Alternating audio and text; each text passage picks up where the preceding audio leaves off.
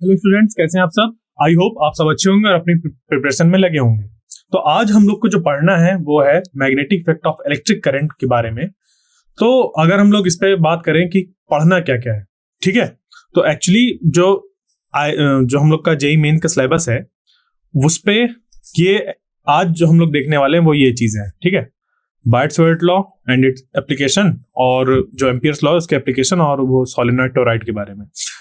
Clear. तो इस पे जो आता है हम लोग का वो और भी पार्ट आता है जिसको कि हम अपने अगले लेक्चर में कवर करेंगे।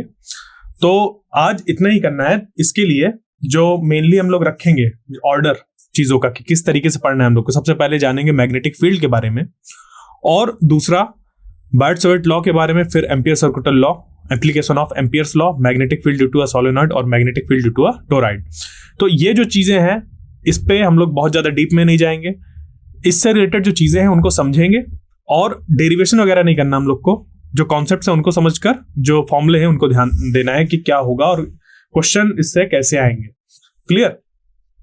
तो अगर बात की जाए मैग्नेटिक फील्ड की, क्या आखिर ये मैग्नेटिक फील्ड होता क्या है, तो इसको समझते हैं एक पुराने एक्सपेरिमेंट से जो कि ऑरस्टेड ने सबसे पहली बार किया था, जिसको कि उन्हीं के नाम पर बोला भी जाता है, ऑरस्टेड एक्सपेरिमेंट, जिसमें उन्होंने ऑब्जर्व किया था कि अगर किसी वायर पर इस तरीके से करंट फ्लो हो रहा है और उसके पास अगर एक मैग्नेटिक फील्ड लाई जाए, तो वो जो मैग्नेटिक निडल लाई जाए, मैग्नेटिक फील्ड नहीं, मैग्नेटिक निडल लाई जाए, तो वो मैग्नेटिक निडल डिफ्लेक्ट होती है वायर से कुछ दूर पर। जब वो मैग्नेटिक निडल पहुंचती है तो वो डिफ्लेक्ट होने लगती है। बिल्कुल वैसा ही बिहेवियर शो करती है जैसे कि किसी मैग्नेट के पास लाने पर वो मैग्नेटिक निडल कैसी होती है, बिहेव करती है, ठीक है। तो इससे उन्होंने क्या निष्कर्ष निकाला कि जैसे कि हम लोग के मैग्नेट होता है वो अपनी एक प्रॉपर्टी होल्ड करता है, बिल्कुल वैसी ही प्रॉपर्टी आ जाती है एक वायर में जब उस पर करंट फ्लो होता है। यानी कि जो करंट होता है हम लोग का वो प्रोड्यूस करता है अपने चारों तरफ मैग्नेटिक फील्ड।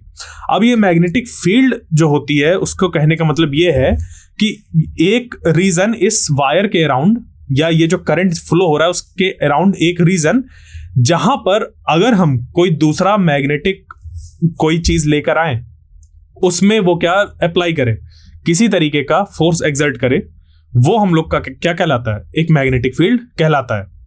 क्लियर, बात समझ पे आई।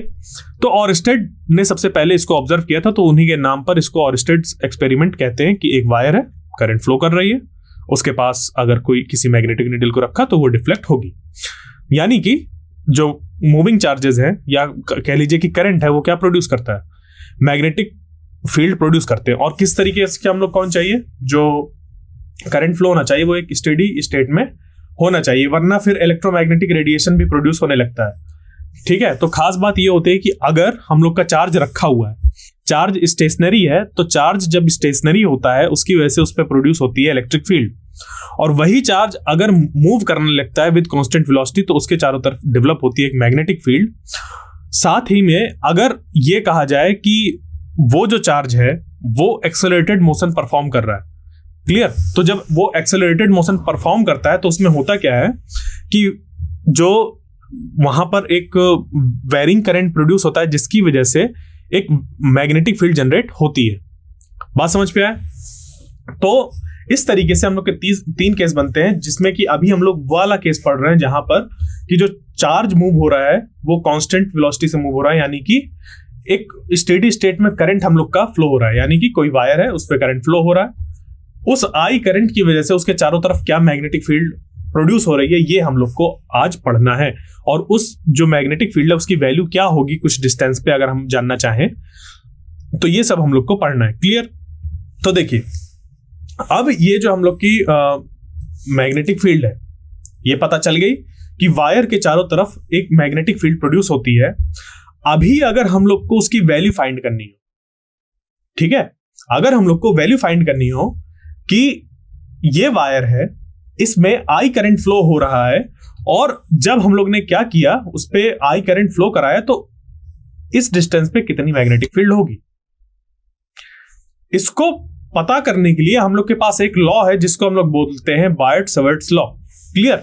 ये बायट-सवर्ट लॉ हम लोग को बताता है कि अगर मान लीजिए कोई वायर है इस तरीके से, ये वायर जैसे दिख रही है, ये इस वायर से अब क्या हो रहा है, कोई करंट आई फ्लो हो रहा है। ये आई करंट जब इस पे फ्लो कराया जा रहा है और किसी पी पॉइंट पर हम लोग को फाइंड करना है कि मैग्नेटिक फील्ड क्या होगी। अब ये जो वायर है, वायर के चारों तरफ मैग्नेटिक फील्ड होती है, तो इस पी पॉइंट पर कितनी है, इस पी पॉइंट पर कितनी है, उसको पता करने के लिए हम यूज करते हैं ये फॉर्मूला। किस तरीके से, देखिए सबसे पहले कंसीडर करते हैं कि ये जो पूरा करंट है यहां पर हम लोग का, ठीक है, ये जो जैसा पूरा करंट है, इस करंट में एक छोटा सा रीजन कंसीडर करते हैं जिसको कि बोलते हैं हम लोग डीएल। क्या बोलते हैं, डीएल, ठीक है, क्योंकि एक वायर है, इस पे टोटल लेंथ एल होगी। तो इस पूरे लेंथ पे हम लोग कंसीडर करते हैं कि आई करंट फ्लो हो रहा है और ये छोटा सा जो इसका रीजन है यहां से यहां तक, इस रीजन को हम लोग ने बोल दिया डीएल। क्या बोल दिया, डीएल। और ये जो डीएल है ये प्रोड्यूस कर रहा है मैग्नेटिक फील्ड कहां पर, इस पी पॉइंट पर। तो उस डीएल की वजह से, जिस डीएल पर, मतलब डीएल एक लेंथ है, डी मतलब हम लोग को कि एक छोटा सा बहुत माइन्यूट हम लोग लेंथ की बात कर रहे हैं, उस लेंथ में अगर आई करंट फ्लो हो रहा है तो हम लोग की जो मैग्नेटिक फील्ड होती है इस पॉइंट से, अब देखिए ये देखने में बहुत बड़ा लग रहा होगा, ऐसा इतना बड़ा सा नहीं, ये इस साइज का नहीं है, ये एक्चुअली पॉइंट साइज ही है। ये जो डीएल है वो हम लोग का पॉइंट साइज ही कंसीडर किया जाता है। तो उस पॉइंट से जहां पर आई करंट फ्लो हो रहा है, उस पॉइंट से इस पी पॉइंट पर कितनी मैग्नेटिक फील्ड होगी इस पी पॉइंट पर, उसकी वजह से वो निकल कर आता है इस फॉर्मूले से। तो यहां पर क्या हो गया, म्यू नॉट अपॉन 4 पाई। म्यू नॉट हम लोग का एक कांस्टेंट होता है, क्लियर, 4 पाई कांस्टेंट है, ओके। आई करंट है, इस पे फ्लो होने वाला, ये इस पूरी वायर में करंट फ्लो हो रहा है, क्योंकि अब ये जो करंट फ्लो हो रहा है वो स्टेडी स्टेट में है, यानी कि एक कांस्टेंट वैल्यू है, 5 एम्पियर, 3 एम्पियर, 4 एम्पियर, कुछ भी हो सकता है, मिली एम्पियर्स पे भी हो सकता है। तो ये जो यहां पर ऐसे फ्लो हुआ करंट, वो करंट यहां पर हम लोग लेते हैं, और ये जो डीएल है ये लेते हैं हम लोग इस तरीके से, एक बहुत छोटी सी लेंथ। इसी को इंटीग्रेट करके हम लोग बी की वैल्यू फाइंड कर सकते हैं ओवर द वायर। जहां मान लीजिए यहां से यहां तक हम इंटीग्रेट कर दे, मान लीजिए स्ट्रेट हुई, तो जब इसको स्ट्रेट मानकर इसको इंटीग्रेट करेंगे तो हम लोग का ये आंसर यहां से निकल कर आ जाएगा। अब तो ये जो लिखा हुआ ये हम लोग का वेक्टर फॉर्म है। क्या है ये एक वेक्टर फॉर्म है। तो dB is equal to mu naught upon 4 pi I dl cross r by r cube. R क्या है यहाँ पर, आर है ये वेक्टर, कहां से, ये जो डीएल है, डीएल से यहां पर पी, और अगर इनके बीच में एंगल थीटा फॉर्म हो रहा है, ठीक है, इसके वेक्टर के और डीएल के बीच में अगर एंगल थीटा फॉर्म हो रहा है, तो इसको हम लोग अगर लिखना चाहें सिर्फ मैग्नीट्यूड की कितना होगा, तो dB is equal to mu naught upon 4 pi I dl sine theta और यहां पर आर स्क्वायर। क्लियर।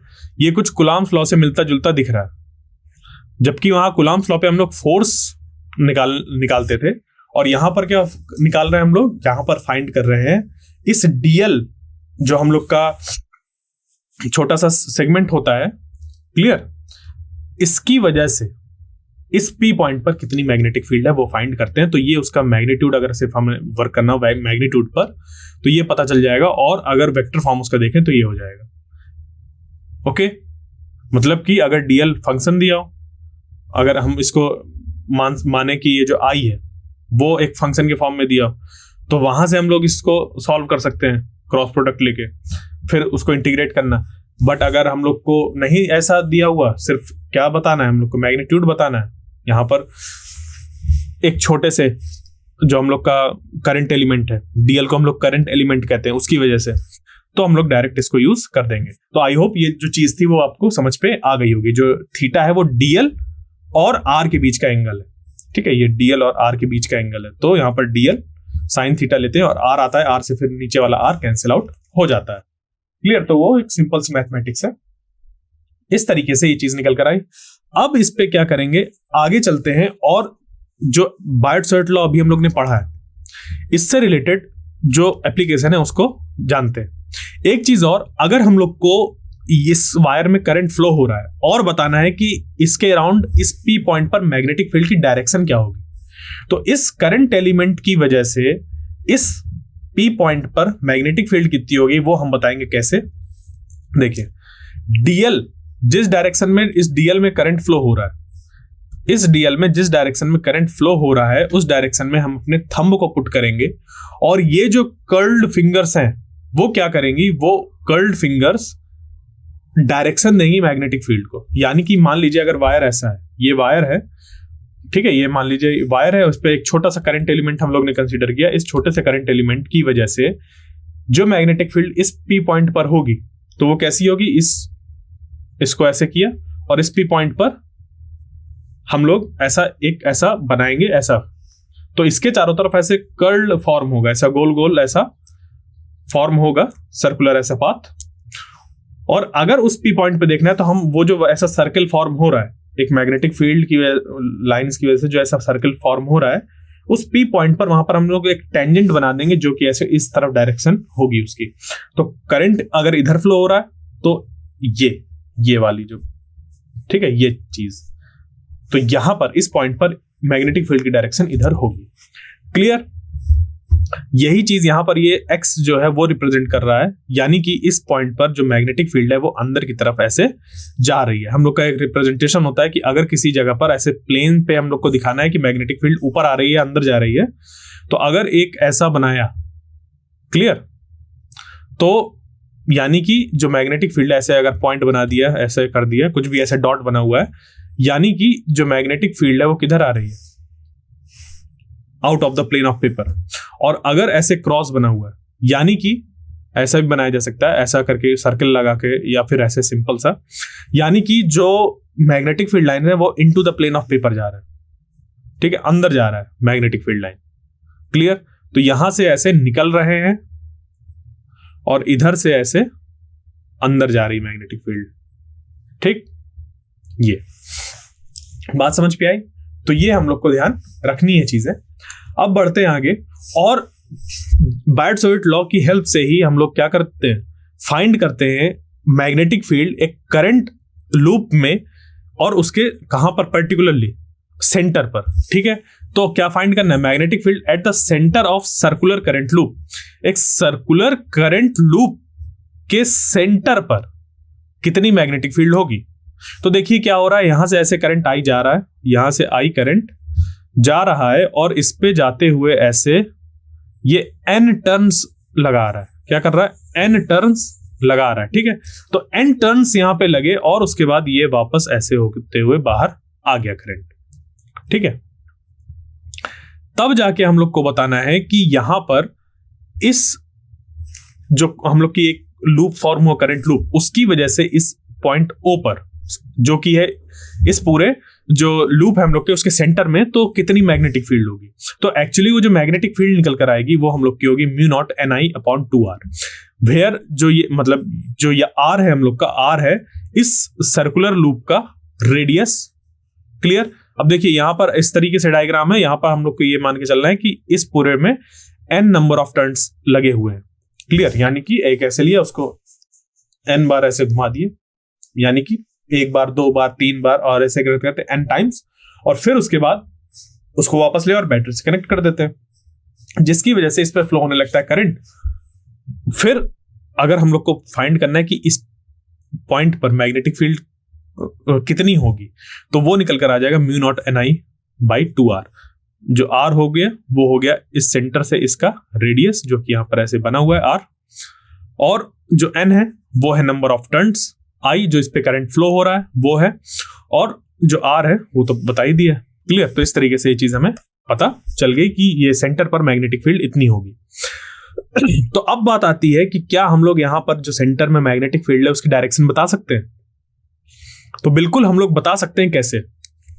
हम लोग को इसका इस्तेमाल करना है, ठीक है, राइट हैंड, ठीक है, राइट हैंड थंब रूल कहते हैं इसको।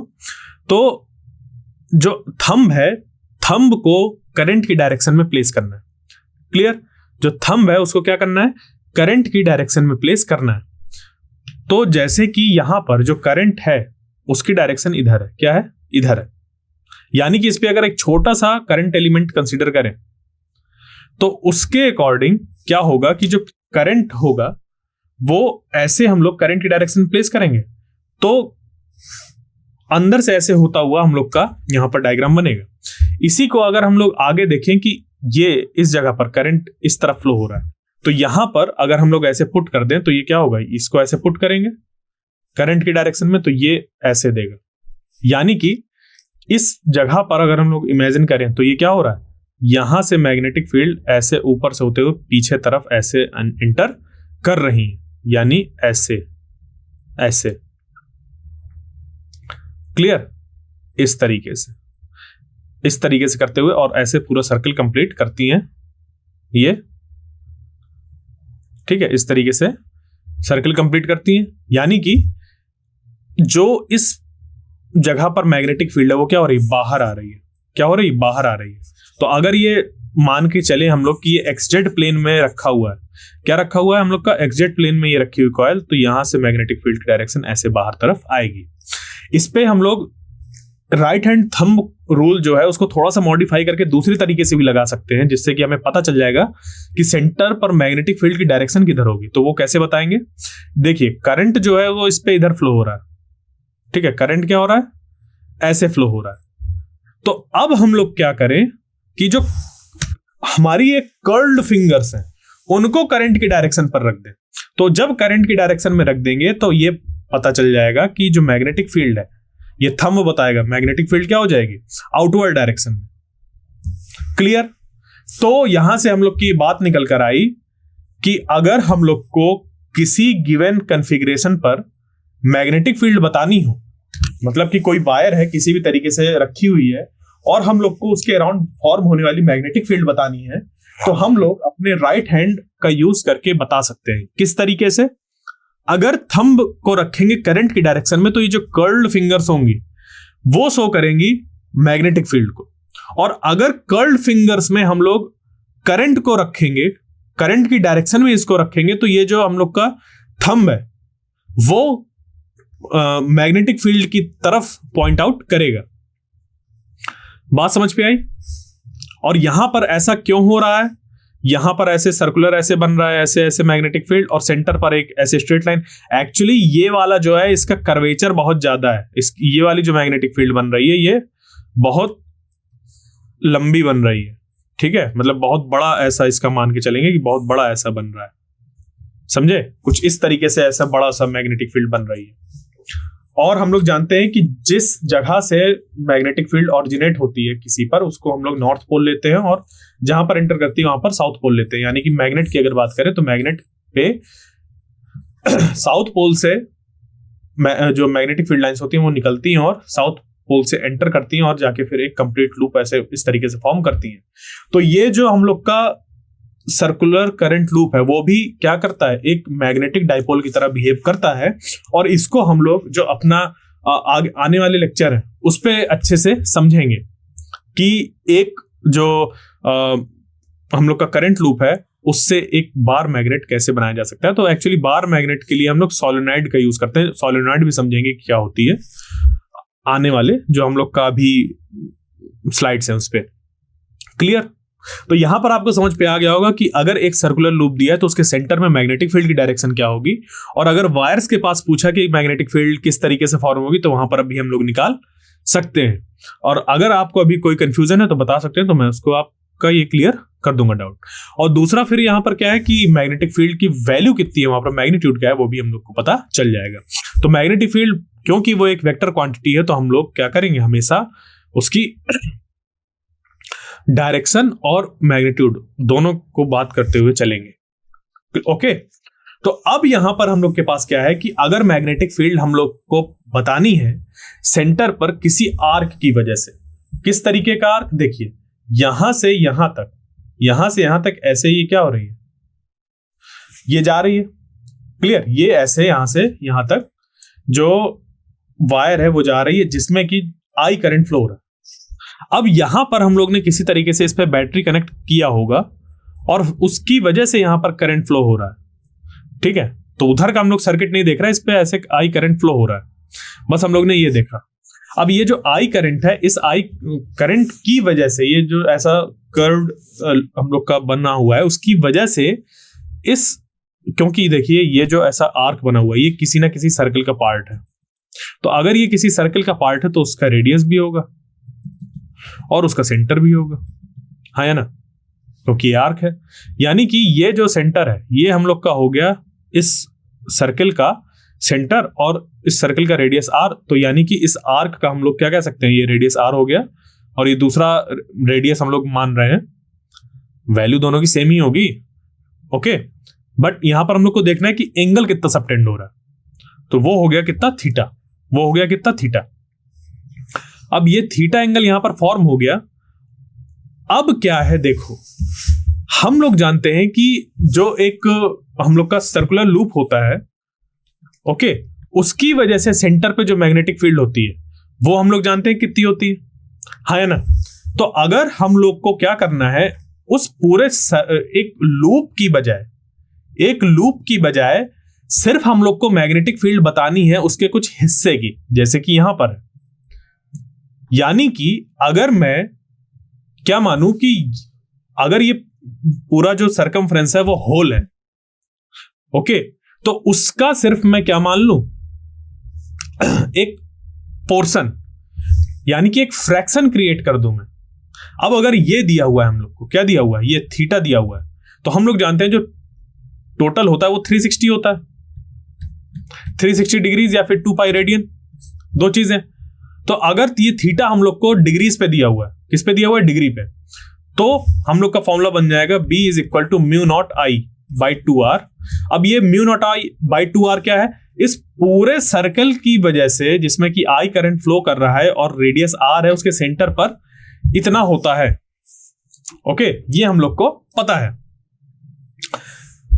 अभी क्या है कि इस पूरे सर्कल की बजाय सिर्फ इतने पोर्शन से ही इतने पोर्शन में ही करंट फ्लो हो रहा है, उसकी वजह से सेंटर में कितनी मैग्नेटिक फील्ड है वो बताना है। यानी कि इस पूरे का कुछ हिस्सा होगा फ्रैक्शन, तो हम लोग को फ्रैक्शन से डिवाइड करना होगा, और वो फ्रैक्शन हम दो तरीके से ऑब्टेन कर सकते हैं, या कह लीजिए कि 3 तरीके से ऑब्टेन कर सकते हैं।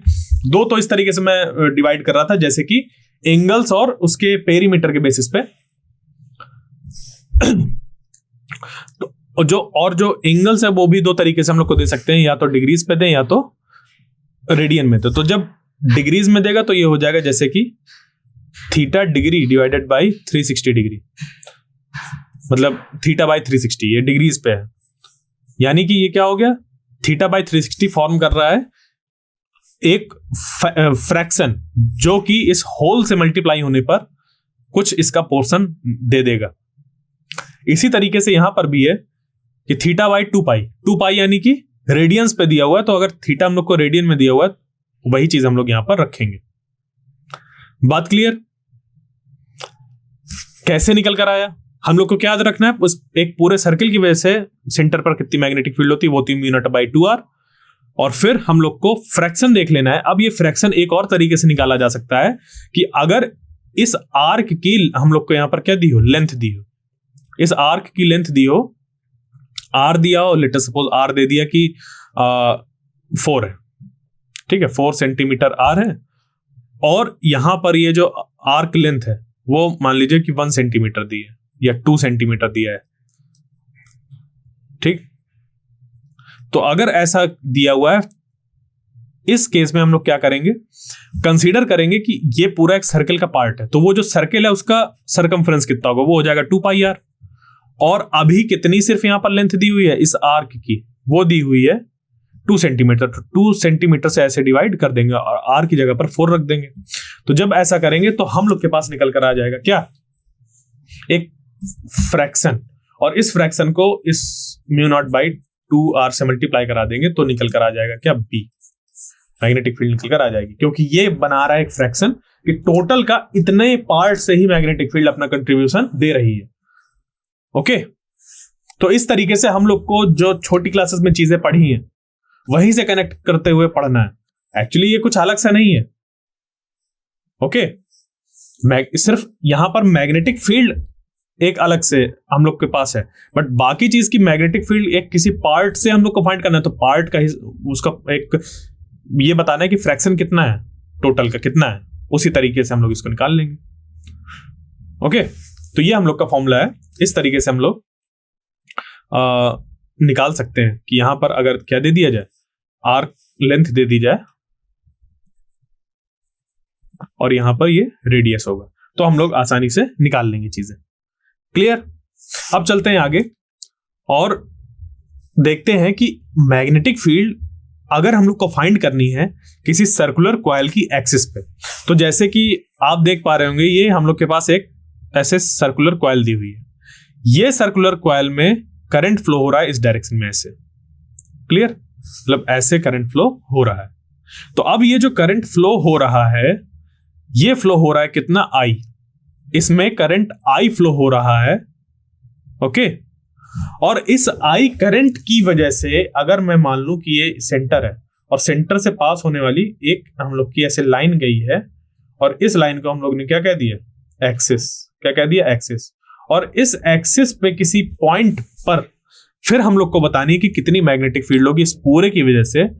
तो बायट-सवर्ट लॉ लगेगा और यहां पर छोटे छोटे करंट एलिमेंट कंसीडर किए जाएंगे, डीएल करंट एलिमेंट कंसीडर किए जाएंगे, और उस करंट एलिमेंट की वजह से यहां पर कितनी मैग्नेटिक फील्ड है वो देखेंगे। तो जब इसको हम लोग देखते हैं तो ये पाते हैं कि क्योंकि ये जो पूरी की पूरी कॉइल है वो सिमेट्रिकल है, तो यहां पर अगर करंट हम लोग कंसीडर कर रहे हैं, करंट की डायरेक्शन इस तरीके से, तो यहां पर करंट इस तरीके से फ्लो हो रहा है।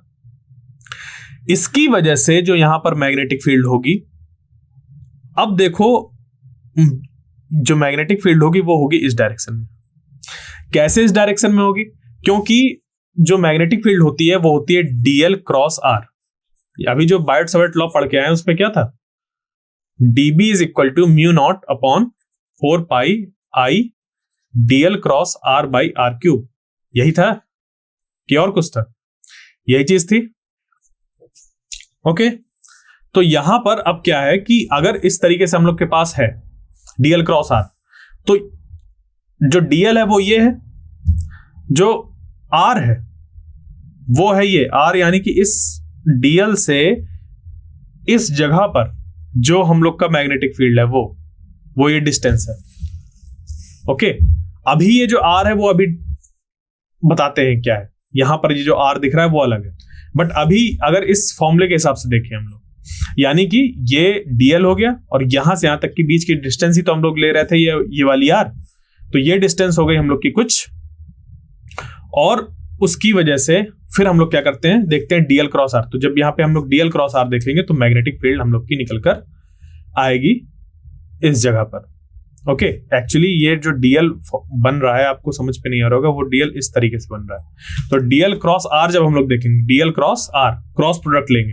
क्रॉस प्रोडक्ट भी हम लोग का राइट हैंड से निकाल सकते हैं कि अगर डीएल क्रॉस आर ले रहे हैं तो डीएल क्रॉस आर करेंगे, डीएल की तरफ पहले रखेंगे फिर उसको आर की तरफ ऐसे बेंड कर देंगे, तो ये डायरेक्शन देगी हम लोग की उसके परपेंडिकुलर, तो यही मैग्नेटिक फील्ड की डायरेक्शन को शो करेगी। तो यानी कि इस ऊपर वाले एलिमेंट की वजह से मैग्नेटिक फील्ड इधर हो जाएगी और जो नीचे वाला एलिमेंट होगा उसकी वजह से मैग्नेटिक फील्ड इधर हो जाएगी, और फिर इन दोनों के कंपोनेंट्स ब्रेक किए जाएंगे इधर, और इसके भी ब्रेक किए जाएंगे इधर और इधर। तो ये वाले कंपोनेंट्स जो होंगे ये एक दूसरे कैंसिल आउट कर देंगे, ऐड होंगे ये, और फिर ऐसा करते करते जो ये आर है यहां पर वो है एक्चुअली सेंटर से इस पॉइंट तक के यहां से इस तरीके से डिस्टेंस। ओके, ये डिस्टेंस आर है, और यहां पर हम लोग इसको x मानते हैं, फिर उसको डिराइव करते हैं और फाइनली हम लोग का रिजल्ट निकल कर आ जाता है। तो अभी ये कैसे निकल कर आया, थोड़ा सा मैंने उसका इंसाइट दिया। अब क्या है कि आपको ये समझना है कि इस पे आपको ध्यान क्या क्या रखना है चीजें। तो देखिए हमारे पास क्या होगा, एक सर्कुलर कॉइल होगी, उसके एक्सिस पर हम लोग को इस पॉइंट पर मैग्नेटिक फील्ड बताना है।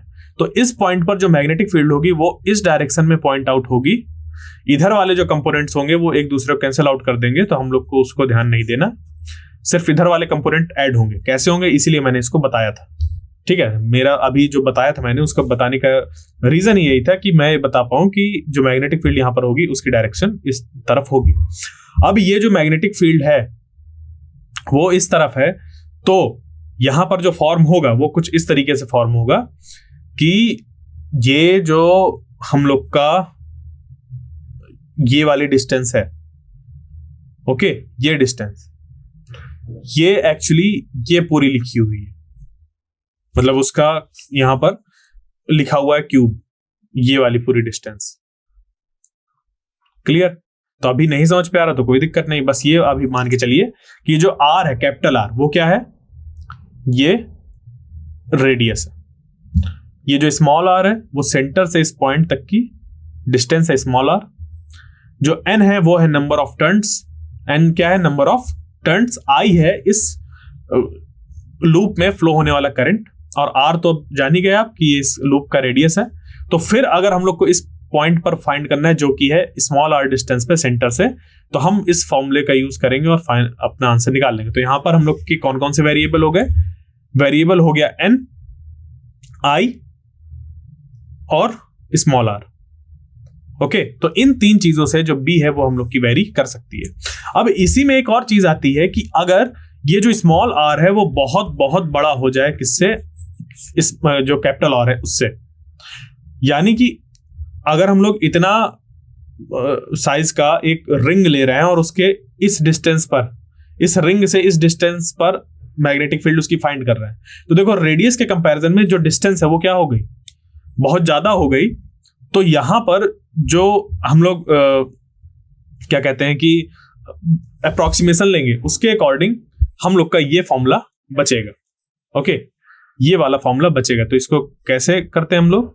ये mu naught N I r square divided by 2, और यहां पर जो आर स्क्वायर है, ओके, ये जो आर स्क्वायर है यहां से इसको हम लोग ले लेंगे बाहर, तो चीजें हम लोग की निकल कर आ जाएंगी। ठीक है? तो अब यहां पर जो भी हम लोग का बचेगा वो बचेगा इस तरीके से कि mu naught N I r square divided by 2 r cube. Okay, actually यहां पर हम लोग क्या करते हैं, इसको ये कॉमन लेते हैं आर स्क्वायर को, तो यहां बचता है 1 plus r square divided by r square. और आर हम लोग का देखो क्या है कि आर बड़ा है आर से, तो आर स्क्वायर अगर कर देंगे तो ये बहुत बड़ा हो जाएगा इस तरीके से। ठीक है? यानी कि जो वाला टर्म होगा वो नेग्लेक्ट हो जाएगा हम लोग का, और बचेगा सिर्फ यहां पर आर क्यूब। तो यहां पर आप मैथमेटिक्स करके उसको, मैथमेटिक्स अप्लाई करके चीजें देख सकते हैं। ठीक है? तो ये चीजें आपको ध्यान रखनी है। ओके, अब बढ़ते हैं आगे और जानते हैं कि इस तरीके से जो हम लोग ने मैग्नेटिक फील्ड फाइंड करी, तो क्या हम लोग के पास कोई और तरीका है कि अगर किसी वायर के चारों तरफ हम लोग को मैग्नेटिक फील्ड फाइंड करनी हो तो हम फाइंड कर सकें, बिना ये जाने कि किस पॉइंट पर किस तरीके से हम लोग को मैग्नेटिक फील्ड फाइंड करनी है? मतलब उसको हमें आसान पड़ जाए किसी वायर के अराउंड मैग्नेटिक फील्ड फाइंड करना। तो इसके लिए हम लोग के पास आता है एम्पियर्स सर्कुटल लॉ। ओके, ये कुछ वैसा ही समझ पे आता है जैसा कि गॉसेस लॉ होता है हम लोग का इलेक्ट्रोस्टैटिक्स के केस में, कुछ वैसा ही, बिल्कुल वैसा नहीं है। ओके, कुछ वैसा ही कि जैसे कि वहां पर हम लोग चार्ज अगर दिए हों बहुत ढेर सारे, और फिर उसके चारों तरफ हम लोग को किसी पॉइंट पर इलेक्ट्रिक फील्ड अगर फाइंड करनी होती थी, तो गॉसेस लॉ से हमें पता चल जाता था कि अगर इन सारे चार्जेस के चारों तरफ एक गॉसियन सरफेस ड्रॉ करें, तो उस पूरे गॉसियन सरफेस से जो टोटल फ्लक्स पास होगा वो होगा Q divided by epsilon not, जहां पर जो Q है वो क्या है? Q1 plus Q2 plus Q3, ये होगा। ओके, अब ये चीज तो हमें गॉस लॉ से पता है। फिर यहां पे हम लोग E और यहां पर A रख देते हैं और Q बाई एप्सिलॉन नॉट के बराबर कर देते हैं, फिर A से डिवाइड कर देते हैं तो E निकल कर आ जाता है। तो कुछ ऐसा ही फॉर्म होता है, क्योंकि जैसे ये Q है ना, ये Q क्या है? समेशन ऑफ चार्जेस है। हम लोग इसको अगर लिखें तो और अच्छे तरीके से लिख सकते हैं, समेशन ऑफ चार्जेस या फिर टोटल ऑफ चार्जेस। तो इसी तरीके का ही फॉर्म हम लोग को देखने को मिलता है एम्पियर्स सर्कुटल लॉ पे। ओके, कैसे? आइए देखते हैं। तो जैसे कि हम लोग के पास एक कोई कंडक्टिंग वायर है जिसमें कि आई करंट फ्लो हो रहा है, एक कंडक्टिंग वायर है जिसमें कि आई करंट फ्लो हो रहा है, तो ये आई करंट जो फ्लो हो रहा है इस कंडक्टिंग वायर में, उसकी वजह से इसके चारों तरफ फॉर्म होंगी क्या? मैग्नेटिक फील्ड, जिसको कि हम लोग फाइंड कर सकते हैं राइट हैंड थंब रूल से। यानी करंट की डायरेक्शन पे हम लोग ने थंब को प्लेस किया, तो ये जो कर्ल्ड फिंगर है वो मैग्नेटिक फील्ड की डायरेक्शन में शो करेंगी। तो ये हो गई अगर करंट की डायरेक्शन, तो इसके चारों तरफ ऐसे मैग्नेटिक फील्ड होगी। तो यहां पर जो एम्पियर सर्कुलर लॉ होता है वो ये बताता है कि अगर मैं किसी मैग्नेटिक फील्ड जो ऐसे इसके वायर के चारों तरफ फॉर्म हो रही है उसको कहीं पर ऐसे कंसीडर कर लूं, ये वाली ऐसे मान लीजिए ऐसे कंसीडर कर लिया मैग्नेटिक फील्ड, ओके। अब इस मैग्नेटिक फील्ड को क्या किया गया, हम लोग ये जो ऐसा मैग्नेटिक फील्ड है उसमें एक हम लोग एलिमेंट कंसीडर करें डीएल, ये डीएल। अब देखो ये जो डीएल है ये बायट-सैवर्ट वाले डीएल से अलग है। ये बहुत ध्यान दीजिएगा कि ये जो डीएल है ये बायट-सैवर्ट लॉ वाले डीएल से क्या है, अलग है, ओके। ये ध्यान देना बहुत जरूरी है। कैसे, वहां पर जो डीएल था वो उस वायर का कंपोनेंट था जिस वायर में करंट फ्लो हो रहा था, ठीक है। बायट-सैवर्ट लॉ में जो डीएल था वो जिस वायर में करंट फ्लो हो रहा था वो उसका हिस्सा था, उसको हम लोग करंट एलिमेंट कहते हैं। क्या कहते हैं, current element in case of Biot Savart law. यहां पर जो डीएल है वो बायट-सैवर्ट लॉ वाला डीएल नहीं है, ये है हम लोग का इस वायर से इसका कोई मतलब ही नहीं है। इस डीएल का इस वायर से, जिस वायर में करंट फ्लो हो रहा है उससे कोई मतलब ही नहीं है। करंट इस डायरेक्शन में फ्लो हो रहा है, इससे इसका कोई मतलब ही नहीं है। ये वाला जो डीएल है इसका मतलब रहता है मैग्नेटिक फील्ड से। तो इस वायर के चारों तरफ किसी पॉइंट पर अगर तुम सोचो कि बी मैग्नेटिक फील्ड है और उसको मैं इंटीग्रेट कर दूं इस पूरे जो मैग्नेटिक फील्ड यहां पर फॉर्म हो रही है, ऐसा मैग्नेटिक फील्ड जो पूरी फॉर्म हो रही है, अगर मैं उसको एक मान लूं कि एक ऐसा लूप है हम लोग का और उस लूप में एक एलिमेंट कंसीडर करूं डीएल और फिर इंटीग्रेट कर दूं इस पूरी लेंथ पे, मतलब कि अगर ये पूरी लेंथ 2πr है, यानी कि हर एक पॉइंट पर अगर कांस्टेंट मैग्नेटिक फील्ड बी है तो टोटल मैग्नेटिक फील्ड निकाल लो। टोटल मैग्नेटिक फील्ड क्या होगी, अगर इस पूरे चारों तरफ इसके हर एक पॉइंट पर मैग्नेटिक फील्ड बी है और जो टोटल लेंथ है वो है 2πr, तो ये टोटल मैग्नेटिक फील्ड होगी। तो एक्चुअली ये टोटल मैग्नेटिक फील्ड लिखी हुई है। अब क्योंकि जरूरी नहीं होता कि जो वायर है वो एकदम स्ट्रेट ऐसे रखी हो और ये जो मैग्नेटिक फील्ड है वो जरूरी नहीं बिल्कुल ऐसे ही फॉर्म हो, तो हम लोग यहाँ पे डीएल देखते हैं कि किस तरीके का है। वो देखिए अलग अलग उस पे आता है, जैसे कि सोलेनॉइड के केस होते हैं, टोरॉइड के केस होते हैं, तो सब अपने अलग अलग तरीके से जो डीएल होते हैं वो बनते हैं। यानी कि ये जो ऐसा लूप फॉर्म होता है जरूरी नहीं होता बिल्कुल इसी तरीके से सर्कुलर हो, वो कभी स्क्वायर के शेप पे भी हो सकता है, कभी वो ऐसा सर्कल होगा बट थोड़ा डिफरेंट तरीके से हम लोग उसको सर्कल को लेंगे। तो अभी वो सब चीजें देखेंगे। समझने वाली अभी क्या बात है यहां पर कि ये जो डीएल है वो बायट-सैवर्ट लॉ वाला डीएल नहीं है, ये ऐसा नहीं है, ये ध्यान दीजिएगा। ये जो डीएल है वो इस मैग्नेटिक फील्ड वाली जगह का है जहां जो मैग्नेटिक फील्ड हम लोग कंसीडर कर रहे हैं इस वायर के अराउंड। तो इस वायर के अराउंड अगर r डिस्टेंस पर मैग्नेटिक फील्ड फॉर्म है कितनी, b, तो टोटल मैग्नेटिक फील्ड कितनी होगी चारों तरफ, b इंटू 2πr। यानी कि एक पॉइंट है उस पे अगर b है तो वो पॉइंट से मिलके तो चारों तरफ पूरा एक ऐसा सर्कल बनता है, वो पूरा क्या बन जाएगा, b इंटू 2πr। उसी चीज को हम लोग इंटीग्रल फॉर्म में लिख देते हैं इस तरीके से कि b डॉट डीएल, डीएल यानी उस करंट एलिमेंट की डायरेक्शन, b वहां पर मैग्नेटिक फील्ड की डायरेक्शन क्या है वो, और इंटीग्रेशन, और यहां पर इन दोनों को कैसा है, डॉट प्रोडक्ट है, तो b डॉट डीएल लिखा हुआ है। b dot DL is equal to mu naught summation of I. Summation of I यहां पर बहुत ही हमारा इंपॉर्टेंट रोल प्ले करता है इस पे, जैसे कि गॉसेस लॉ पे हम लोग का जो Q होता है, गॉसेस लॉ ये तो ना phi is equal to Q by epsilon naught. देखो ये भी कुछ वैसा ही दिख रहा है।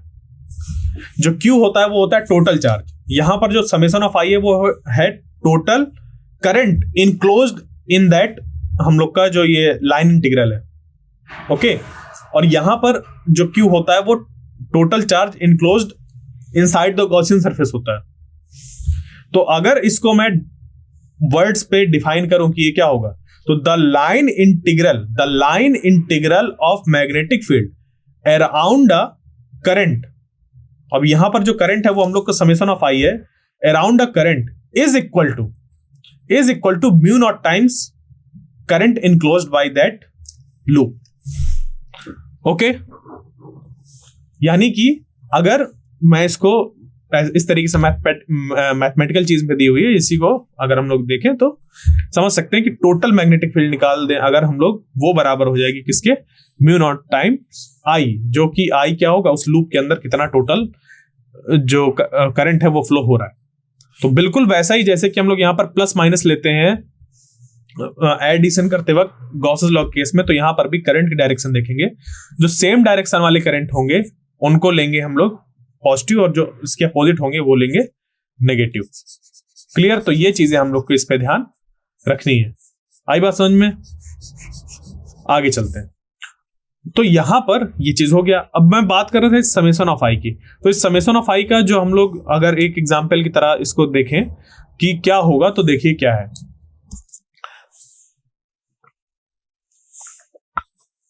कि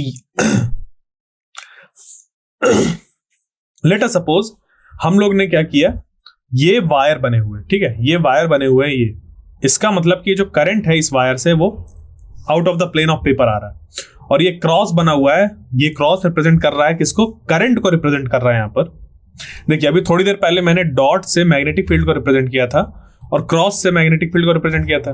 डॉट बता रहा था कि magnetic field out of the plane of paper आ रही है, और क्रॉस बता रही थी कि into the plane of paper जा रही है। तो डॉट और क्रॉस हम लोग के इस्तेमाल होते हैं प्लेन ऑफ पेपर में किसी लाइन के अंदर जाने के और किसी लाइन के बाहर आने की, डॉट और क्रॉस। तो यहां पर हम लोग किसकी बात कर रहे हैं, करंट के अंदर और बाहर जाने की, इस वजह से यहां पर ऐसे डॉट बना हुआ है। तो देखो ये वाला जो करंट है वो क्या हो रहा है, वो out of the plane of paper जा रहा है। तो अगर मैं इसको थोड़ा सा अगर 3D में बनाने की कोशिश करूं तो ये बनेगा कुछ ऐसा कि ये ऐसा करंट अगर जा रहा है और ये इस तरीके से नीचे वाला पोर्शन हो गया, ये ऐसे ऊपर निकल रहा है और ये इसके नीचे से ऐसे हो गया, इधर डायरेक्शन है करंट की ये, और ये जो है इसमें करंट एक्चुअली क्या हो रहा है, इसमें करंट अंदर तरफ जा रहा है, इसमें क्या हो रहा है, करंट अंदर तरफ जा रहा है। अब ये करंट कैसा भी जा सकता है, टेढ़ा मेढ़ा कैसे भी जा सकता है, बट कैसा हो रहा है, into the plane of paper जा रहा है। ओके, तो इसका हम लोग इस तरीके से ये इसको लेते हैं कि वो अपने आप को अरेंज कर लेता है परपेंडिकुलर डायरेक्शन में। अब यहां पर जो है वो है ये कि अंदर तरफ जा रहा है इस पे। क्लियर? ये चीज इसको अगर ऐसे डॉट बनाया ऐसे, ये अंदर तरफ जा रहा है और ये वाला बाहर आ रहा है, ये वाला बाहर आ रहा है, तो ये ऐसे बन जाएगा। क्लियर? ये अगर बन हटा दें हम तो ये बन गया कुछ इस तरीके से। समझ रहे होंगे, करंट बने हुए हैं ये। क्लियर? अब आ गया होगा समझ में। ये करंट इस तरफ अंदर जा रहा है और इस तरफ से बाहर आ रहा है। क्लियर? ये चीज, ये वाला भी क्या हो रहा है, ऐसे जा रहा है और ये बाहर जा रहा है। तो देखो ये जो हम लोग ने कंसीडर किया उस लूप के अंदर सिर्फ हम लोग के 3 करंट मौजूद हैं, जो कि है ये ब्लू वाला, I2 और I1, यानी कि I1, I2 और I3। सिर्फ यही 3 करंट हैं जो कि इंक्लूडेड हैं उस लूप के अंदर। तो सिर्फ इन्हीं को हमें कंसीडर करना है। जो लूप के बाहर होता है करंट, उसको हम लोग को नहीं पुट करना होता है इस एम्पियर सर्कुलर लॉ में। तो ये जो हम लोग ने ऐसा एक लूप कंसीडर किया, अब ये लूप किसी भी शेप का हम लोग कंसीडर कर सकते हैं। आसानी के लिए एक सर्कुलर लूप कंसीडर करते हैं, बट हम किसी भी तरीके का कंसीडर कर सकते हैं। तो एक लूप कंसीडर किया जिसमें जो डीएल है उसकी भी डायरेक्शन ले ली इस तरफ और मैग्नेटिक फील्ड की डायरेक्शन ले ली इस तरफ। तो उन दोनों का जो लाइन इंटीग्रल होगा, line integral of magnetic field, वो बराबर होगा म्यू नॉट टाइम्स जितना भी करंट इनक्लोज्ड है इसके अंदर उससे। तो यहां पर आ जाएगा I1 plus I2 minus I3। क्यों माइनस I3 आ जाएगा? क्योंकि ये है, देखो I1 और I2 एक डायरेक्शन में तो ले लिया, और जो I3 है वो नीचे जा रहा है तो ले लिया उसको। तो इस तरीके से हम लोग इसको करेंगे और किसी भी पॉइंट पर हम लोग ने जो मैग्नेटिक फील्ड फाइंड करी है वो निकल कर आ जाएगी। और इस पे एक और खास बात होती है कि सॉल्व करने के बाद अगर हम लोग का जो, मान लीजिए कि हम लोग ने इस पॉइंट पर मैग्नेटिक फील्ड फाइंड करना है, तो डीएल जो यहां पर होगा उससे यहां पर डिवाइड कर देंगे तो हम लोग की बी निकल कर आ जाएगी। जैसे कि वहां पर ई ए Q बाई एप्सिलॉन नॉट में A से डिवाइड कर देते थे ना निकाल कर, तो हम लोग की इलेक्ट्रिक फील्ड निकल आती थी उस गॉसियन सरफेस में किसी पॉइंट पर। बिल्कुल यहां पर हम लोग जो लाइन इंटीग्रल है उससे डिवाइड कर देंगे तो हम लोग की उस पॉइंट पर जो मैग्नेटिक फील्ड है वो पता चल जाएगी। और अगर हम लोग ने गलत डायरेक्शन कंसीडर कर ली होगी मैग्नेटिक फील्ड की, तो हम लोग के आंसर पर सिर्फ इतना फर्क पड़ेगा कि प्लस माइनस का अंतर आएगा। तो अगर माइनस निकल कर आ रहा है यानी कि हम लोग की जो डायरेक्शन है वो डिफरेंट है, बस और कुछ नहीं, और कोई फर्क इस पे नहीं पड़ेगा। क्लियर? बात समझ पे आ गई? तो चलिए अब इस पे आगे बढ़ते हैं और जो एम्पियर्स सर्कुलर लॉ है उसकी हेल्प से डिफरेंट कॉन्फ़िगरेशन में जो मैग्नेटिक फील्ड है वो फाइंड करते हैं। अब देखिए इसका एम्पियर सर्कुलर लॉ का एक एडवांटेज भी क्या है वो समझ लीजिए। हम लोग को हर एक वायर के लिए बायोट-सवेट लॉ लगाने की जरूरत नहीं है। मान लीजिए कि ऐसे वायर्स हैं और इन वायर्स की वजह से इस पॉइंट पर कितनी मैग्नेटिक फील्ड होगी वो फाइंड करना है। तो इस पे एक करंट एलिमेंट मानकर फिर यहां पर मैग्नेटिक फील्ड निकालना, इस पे मानकर फिर निकालना, फिर इस पे मानकर फिर निकालना। क्यों न करना? हमारे पास एम्पियर सर्कुलर लॉ है, हम लोग लगाएंगे। इस पॉइंट को इंक्लूड करते हुए एक लूप कंसीडर करेंगे और मान लेंगे कि यहां पर जो मैग्नेटिक फील्ड है वो है बी। अब क्योंकि तीनों के तीनों जो करंट है वो अपवर्ड डायरेक्शन में है, ओके, और इनको इंक्लूड करते हुए हम लोग ने ले लिया। और ये जो वायर है ना, ये इनफाइनाइट साइज के वायर ले रहे हैं अभी हम लोग, तो उससे जो यहां पर मैग्नेटिक फील्ड होगी वो हो जाएगी बी, और इसको ले लिया dl, और यहां पर लाइन इंटीग्रल वो बराबर हो जाएगा म्यू नॉट। अगर ये I1 है, ये I2 है और ये I3, तो ये हो जाएगा I1 plus I2 plus I3। ये चीज हो गई। इससे फिर हम लोग क्या करेंगे, अभी अगर ये सर्कुलर लिया है तो कहीं से अगर इसका सेंटर मान लीजिए कि अगर R है, कितना है, R है इसका, तो ये हो जाएगा B डॉट डीएल। अब देखो डीएल जो कंसीडर किया उसकी भी डायरेक्शन इधर है और मैग्नेटिक फील्ड की भी इसी तरफ डायरेक्शन लिया है, यानी कि ऊपर करंट फ्लो हो रहा है तो मैग्नेटिक फील्ड की डायरेक्शन ऐसे, ठीक है, इस तरीके से। तो ये हो गया B डॉट डीएल, और इसको जब इंटीग्रेट B डॉट डीएल करने से क्या हो गया कि हमें पता चल गया दोनों एक ही डायरेक्शन में है, तो B और DL दोनों एक डायरेक्शन में, तो cos 0 की वैल्यू हो जाएगी 1, यानी कि हम लोग B को बाहर अब कर सकते हैं इस तरीके से। और फिर DL का जब इंटीग्रेशन करेंगे, क्योंकि यहां पर हम लोग ने एक सर्कल माना है, तो ये I1 plus I2 plus I3 ये हो गया, और B इंटू 2πr ये हो जाएगा यहां पर, और म्यू नॉट यहां पर जो भी टोटल है करंट, अगर मान लीजिए I है, I क्या है हमारा, वो है I1 plus I2 plus I3 के बराबर I। तो ये हो गया क्या, B is equal to mu naught I by 2πr। देखिए हम लोग को इस B पॉइंट पर कितनी मैग्नेटिक फील्ड है वो पता चल गई बिना बायोट-सवेट लॉ को लगाए हुए। बात समझ पे आई? तो हर एक में बायोट-सवेट लॉ को लगाना, फिर वहां से इसकी डिस्टेंस पता करना कि कितना डिस्टेंस पर है, हर एक वायर से कितनी डिस्टेंस पर है, फिर जाके मैग्नेटिक फील्ड हर एक से निकालकर फिर ऐड करना, डायरेक्शन देखना क्या निकल कर आ रही है, वो बहुत हम लोग का लेंथी काम हो जाता है। उससे बचाता है हम लोग को ये एम्पियर सर्कुलर लॉ। क्लियर?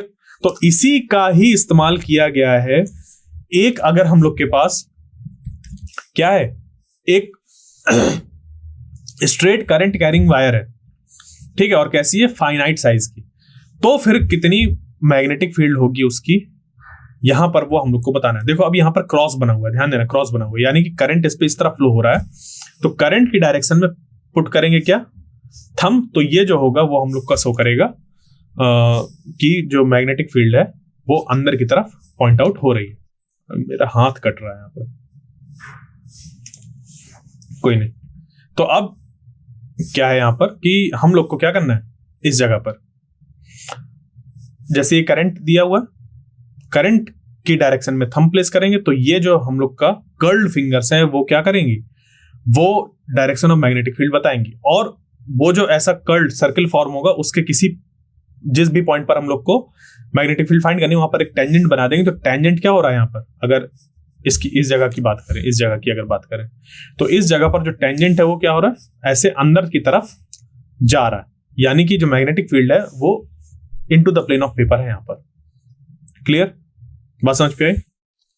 तो अब यहां पर क्या करेंगे हम लोग कि ये जो हिस्सा है हम लोग का, इसको अगर क्या करना है, हम लोग को पता करना है कि एक फाइनाइट साइज के करंट कैरिंग वायर से यहां पर कितनी मैग्नेटिक फील्ड होगी अगर मैं क्या करूं, इस पूरी वायर को दो हिस्से में ब्रेक कर दूं कि यहां से जो रेडियस है वो है r, यानी कि इस वायर से इस पॉइंट की जो डिस्टेंस है वो है r, और ये एक एंगल सबटेंड कर रहा है इस साइड पर, इस r से कितना φ2 और इस r से इस तरफ y की तरफ φ1। ये दो एंगल हो गए सबटेंड जो कि इस पे हो रहे हैं। ओके, तो क्या बनेगा हम लोग का, mu naught I by 4πr into sine φ1 plus sine φ2। ये हो जाएगा magnetic field at this point, इस P पॉइंट पर मैग्नेटिक फील्ड किसकी वजह से, इस वायर की वजह से जिसपे कि करंट I फ्लो हो रहा है, और डिस्टेंस कितनी है इस I से इस पॉइंट की R। ओके, अब ये जो चीज है हम लोग इसका इस्तेमाल किसी भी फाइनाइट साइज की वायर का जो मैग्नेटिक फील्ड है उसको फाइंड करने के लिए कर सकते हैं, और ये जो होगा हम लोग का वो आसानी से निकल कर आ जाएगा। इसी में एक चीज बन सकता है कि जो वायर है उसके एग्जैक्टली सेंटर पर ये पॉइंट हो, यानी कि जो φ1 है वो बराबर हो किसके, φ2 के। अगर उसको φ नाम दे दिया जाए तो वो क्या बन जाएगा, φ1 plus φ1 is equal to φ2 equal to φ। ये कंसीडर हम लोग कर सकते हैं, यानी कि φ1 और φ1 ऐसे रखेंगे साथ में तो बन जाएगा 2φ। φ1 और φ2 की जगह पर φ रख दिए तो ये बन गया 2 sin φ। तो b is equal to mu naught I by 4πr into 2 sin φ, 2 से 2 कैंसिल, तो ये निकल कर आ जाएगा। तो b is equal to mu naught I sin φ by 2πr, ये निकल कर आ गया। क्लियर, बात समझ पे आई? तो ये चीजें हमें ध्यान रखनी है कि अगर फाइनाइट साइज का हम लोग को करंट कैरिंग वायर दिया है जिसमें कि करंट I फ्लो हो रहा है, और हम लोग को उस पे मैग्नेटिक फील्ड फाइंड करनी है किसी P पॉइंट पर जो कि है R डिस्टेंस पे, और उस P पॉइंट से जो उसके एंड्स है उस पे एंगल φ1 और φ2 फॉर्म हो रहा है, और अगर क्या हो वो φ1 और φ2 बराबर हो जाए तो ये हो जाएगा, नहीं होगा तो ये होगा। क्लियर?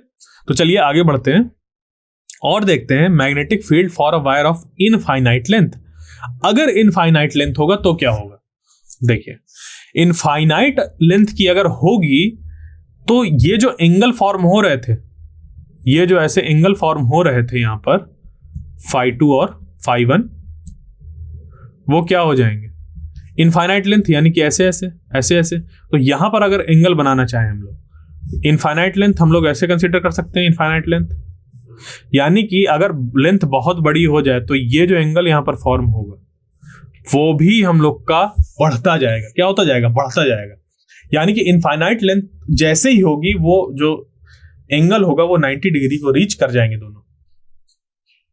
ओके, यानी कि φ1 equal to φ2 equal to 90 degree. तो जैसे ही हम लोग रखेंगे mu naught I by 4πr में साइन 90 प्लस साइन 90, वैसे ये क्या होगा, ये बन जाएगा 2। तो mu naught I by 4πr और ये 2 से 2 कैंसिल, तो ये निकल कर आ जाएगा b is equal to mu naught I by 2πr, where r is the distance between this wire and that point. Okay, ये चीजें हमें ध्यान रखनी है। अब चलते हैं आगे, एक और केस लेते हैं इसी का, जहां पर मैग्नेटिक फील्ड हमें फाइंड करनी है एक सेमी इनफाइनाइट लेंथ की वायर पर।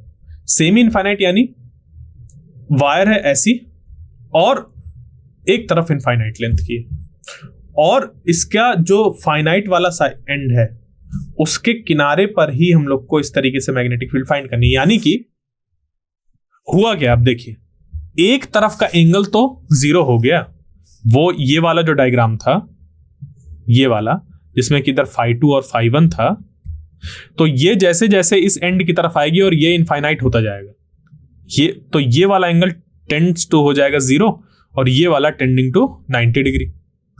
यानी कि हम लोग φ1 मिल गया 0 डिग्री और φ2 मिल गया 90 डिग्री। ओके, इससे कि हम लोग का निकल कर आ जाएगा mu naught I by 4πr और साइन एक में हो जाएगा 90 डिग्री और एक में हो जाएगा साइन 0 डिग्री। तो साइन 0 डिग्री की वैल्यू होती है 0 और साइन 90 की 1, तो ये mu naught I by 4 pi r निकल कर आ जाएगा। तो सेमी इनफाइनाइट के केस में आपको ये याद रखना है। यहां पर ये इसका अपोजिट भी हो सकता है, अपोजिट यानी कि वायर ऐसी हो इनफाइनाइट, यहां से ऐसी हो और इस तरफ इनफाइनाइट हो, क्या ही फर्क पड़ता है। एंगल इधर वाला हम लोग का 0 डिग्री हो गया और इधर वाला 90 डिग्री हो गया, समझे, इधर वाला टेंडिंग टू 90 डिग्री हो गया, φ1 वाला यहां पर वैल्यू पुट करेंगे वही निकल कर आएगा। ओके, तो उस पर कोई फर्क हम लोग का नहीं पड़ेगा, यही आएगा अगर सेम इनफाइनाइट के केस में करना और आखिरी में। और अगर कहीं पर बीच में है तो बस वही जितना एंगल फॉर्म होगा वही हमें रखना होता है। वो तो पहला केस था, हम लोग उसको डिस्कस कर चुके हैं। क्लियर? इस तरीके से इस पर बातें ध्यान हमें रखनी है। अभी क्या है कि अगर इसी में बात कर ली जाए एक्सियल पोजीशन में, एक्सियल यानी कि वायर है और उस वायर के इस पॉइंट पर, अभी तक हम लोग क्या कर रहे थे, इस वायर के जिसमें कि आई करंट फ्लो हो रहा था उसके इस पॉइंट पर कहीं पर मैग्नेटिक फील्ड देख रहे थे। ओके, ये पॉइंट यहां पर भी हो सकता था तो ऐसे एंगल बनते, ये पॉइंट यहां हो सकता था तो ऐसे एंगल बन जाते। क्लियर? ये होता तो इधर बन जाता, ये होता तो इधर एंगल बन जाते, ये होते तो इधर बन जाते, φ1 φ2 इस तरीके से करते हुए ऐसे बन जाते। अब ये अगर इधर बन रहे हैं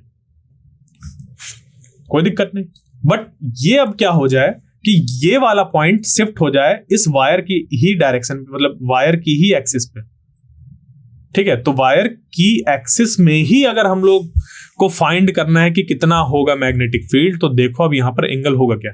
ये जैसे जैसे ये पॉइंट पास आता जाएगा, जैसे जैसे ये पॉइंट पास आता जाएगा इस वायर के, तो यहां पर बनने वाला ये वाला जो एंगल है, ये वाला यहां से ये वाला जो एंगल है वो क्या कैसा होता जाएगा, यहां पर हम लोग का 0 डिग्री होता जाएगा। ठीक है, इस जगह पर, और इधर से जो हम लोग का एंगल होगा वो उधर फैलता जाएगा।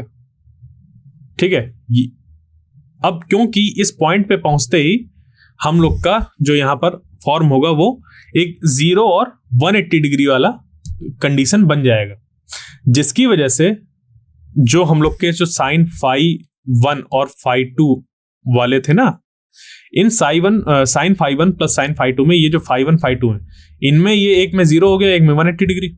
0 पे भी ये पूरा 0 होता है, 180 डिग्री पे भी 0 होता है। तो जो mu naught I by 4 pi r है, इसमें ये हो गया अंदर पूरा 0, तो पूरा कैंसिल आउट के 0 बन जाता है मैग्नेटिक फील्ड इस एक्सियल पॉइंट पे। क्लियर? बात समझ पे आई? तो चलिए अब चलते हैं आगे और हम लोग देखते हैं कि अगर हम लोग के पास अब कुछ इस तरीके का अरेंजमेंट है जहां पर अभी जैसे एकदम एक पतली वायर कंसीडर कर रहे थे, उसकी जगह पर थोड़ी थिक वायर है। कैसी है? थिक है, और कैसी है? सिलेंड्रिकल है। ठीक है, तो अगर हम लोग के पास एक सिलेंड्रिकल एक है हम लोग के पास वायर, तो उस केस में क्या होगा वो हम लोग को बताना है। ठीक है, कि मैग्नेटिक फील्ड कैसी होगी। तो इसके लिए हम लोग क्या करेंगे, यहां पर हम लोग देखेंगे कि ये जो मान लीजिए एक सिलेंडर फॉर्म हो रहा है। ठीक है, तो उस सिलेंड्रिकल वायर के हम लोग के किस तरीके से जो चीजें हैं वो होंगी। अब देखिए यहां पर एक्चुअली ये यहां पर ये ई नहीं होगा। ठीक है, सिलेंड्रिकल होगा ऐसा। ओके, तो इस सिलेंड्रिकल वायर में हम लोग को क्या बताना है, मैग्नेटिक फील्ड इस पॉइंट पर कितनी होगी, इस पॉइंट पर कितनी होगी, ओके, और इस पॉइंट इसके अंदर कितनी होगी। तो अब देखिए यहां पर जो है, क्योंकि एक वायर है तो ये पूरी सॉलिड वायर होगी। कैसी होगी? Solid wire. तो जब इसके अगर हम लोग कुछ इसको इस तरीके से कंसीडर करें, लेट अस सपोज कि एक वायर है जो कि है इतनी ऐसे थिक, इसको हमने मान लिया कि इतनी थिक है। ओके, और अब इस पे ये जो पॉइंट है, क्योंकि ये वायर जो है वो थिक है, ठीक है, थिक है, बट सेंटर ऐसे जो इधर इसकी एक्सिस बन रही है, इससे इसकी डिस्टेंस अगर आर हम लोग ने मानी, और इस पूरी वायर में जो करंट फ्लो हो रहा है वो आई फ्लो हो रहा है, तो वो हो जाएगी mu naught I by 2 pi r. ठीक है, mu naught I by 2 pi r हम लोग की यहां पर मैग्नेटिक फील्ड हो जाएगी। ठीक, ये मैग्नेटिक फील्ड हम लोग की यहाँ पर जो है वो हो गई कितनी, ये mu naught by 2 pi r हो गई। तो ये था कि ये जो वायर है थिक उसके बाहर है, ये मैग्नेटिक फील्ड उसके बाहर है। अभी यही अगर पॉइंट हम लोग इसके अंदर भी तो कंसीडर कर सकते हैं, और अगर हम लोग ने अंदर कंसीडर किया तो फिर हम लोग को कुछ इस तरीके की चीजें लेनी पड़ेंगे कि अगर हम लोग ने ये पॉइंट इस जगह पर कंसीडर कर लिया, या मान लीजिए इधर अलग से मैं कंसीडर कर लूं इधर, तो हम लोग को अब देखना होगा कि अगर इस पॉइंट से पास होने में एक सिलेंडर ऐसे ड्रॉ किया जाए, उस सिलेंडर से कितना करंट पास हो रहा है, क्योंकि इस जगह पर जब हम लोग करेंगे और लगाएंगे एम्पीयर सर्किट लॉ, तो हम लोग को यहां पर बनाना होता है एक ऐसा लूप फॉर्म करना होता है उस पॉइंट से पास होता हुआ, जिस पॉइंट पर हम लोग को मैग्नेटिक फील्ड फाइंड करनी है। तो और फिर देखते हैं कि इस लूप के अंदर कितना करंट फ्लो हो रहा है, यानी कि अगर इस टोटल जो आर रेडियस का हम लोग का क्या है, एक वायर है और उसमें इतनी रेडियस वाले सिलेंडर से पास होने वाले करंट को हमें फाइंड करना है, तो क्या यहां पर फैक्टर बनेगा वो हमें देखना होगा, और फिर उससे हम लोग निकाल लेंगे कि कितना यहां पर करंट फ्लो हो रहा है इससे। यानी कि हम लोग इसकी डेंसिटी निकालेंगे और डेंसिटी निकालने के बाद अंदर वाली जो है उससे कितनी करंट फ्लो हो रही है वो निकाल लेंगे, तो करंट डेंसिटी निकालने से हम लोग का काम बनेगा। तो अभी ये जो था हम लोग का पहला वाला एक्सप्रेशन ये था कि अगर इस सिलेंडर के आउटसाइड पे कोई पॉइंट है वहां पर कितना मैग्नेटिक फील्ड होगा वो हमें इससे पता चल जाएगा। अभी अगर हम लोग को इसके इन साइड पे निकालना है तो कैसे निकालेंगे, वो निकल कर आ जाएगा ऐसे, B is equal to mu naught I by 2 pi into r by r square.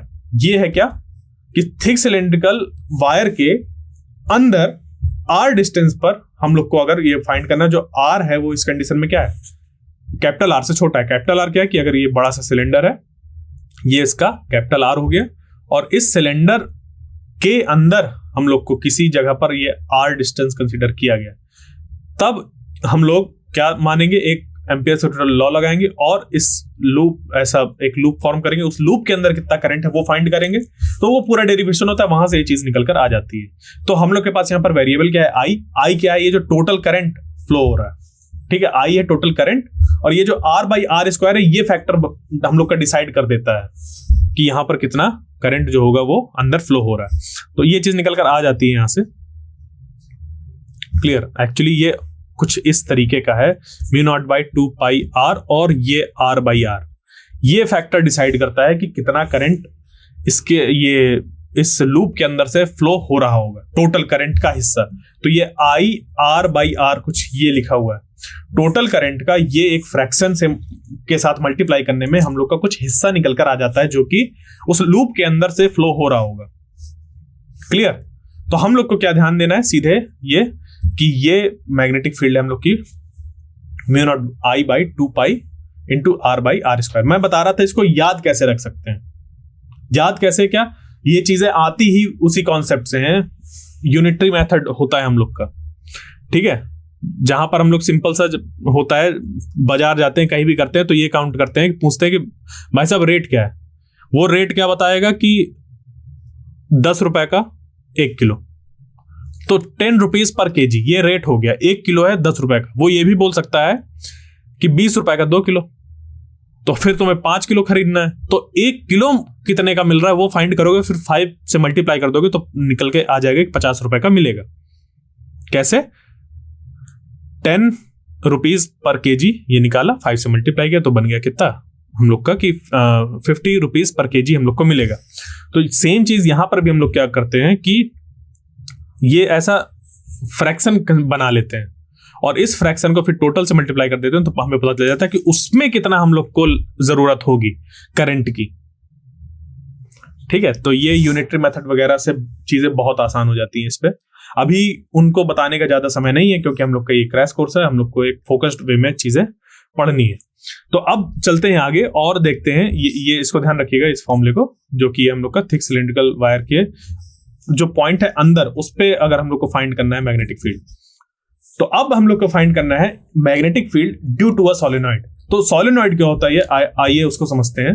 Actually जो सोलेनॉइड होता है वो कुछ इस तरीके का अरेंजमेंट होता है जहां पर हम लोग वायर्स को ऐसे लपेट देते हैं, और ये वायर्स में जब करंट फ्लो होता है, इन वायर्स में जब करंट फ्लो होता है, तो ये कुछ इस तरीके की मैग्नेटिक फील्ड लाइंस को जनरेट करती हैं, जो कि बिल्कुल वैसी ही होती हैं जैसे कि एक बार मैग्नेट की होती हैं। तो current carrying solenoid behaves as a bar magnet. जो हम लोग की सोलेनॉइड है जिसमें कि करंट फ्लो हो रही होती है, वो एक चुंबक की तरह बिहेव करती है। कौन सा? हम लोग का एक बार मैग्नेट जो होता है उसकी तरह। और जो इसके अंदर मैग्नेटिक फील्ड लाइंस होती हैं, इसके अंदर वो यूनिफॉर्म होती हैं, साथ ही साथ डायरेक्टेड एक्सियल डायरेक्शन में ये पॉइंट आउट करती हैं इस तरीके से मैग्नेटिक फील्ड लाइंस, और यूनिफॉर्म होती हैं। तो ये जो हम लोग के क्या कहते हैं कि सिलेबस में है, वो ये है कि सोलेनॉइड हम लोग को इस तरह कंसिडर करना है जो कि कैसा है, लॉन्ग सोलेनॉइड। क्योंकि अगर सोलेनॉइड थोड़ा शॉर्ट होता है उस केस में हम लोग को फिर, जैसे कि अभी वायर के केस में देख रहे थे, साइन फाई 1 साइन फाई 2, इस तरीके के कुछ हम लोग के वहां पर चीजें आ रही थी, वैसे यहाँ पर कॉस फाई वगैरह आता है।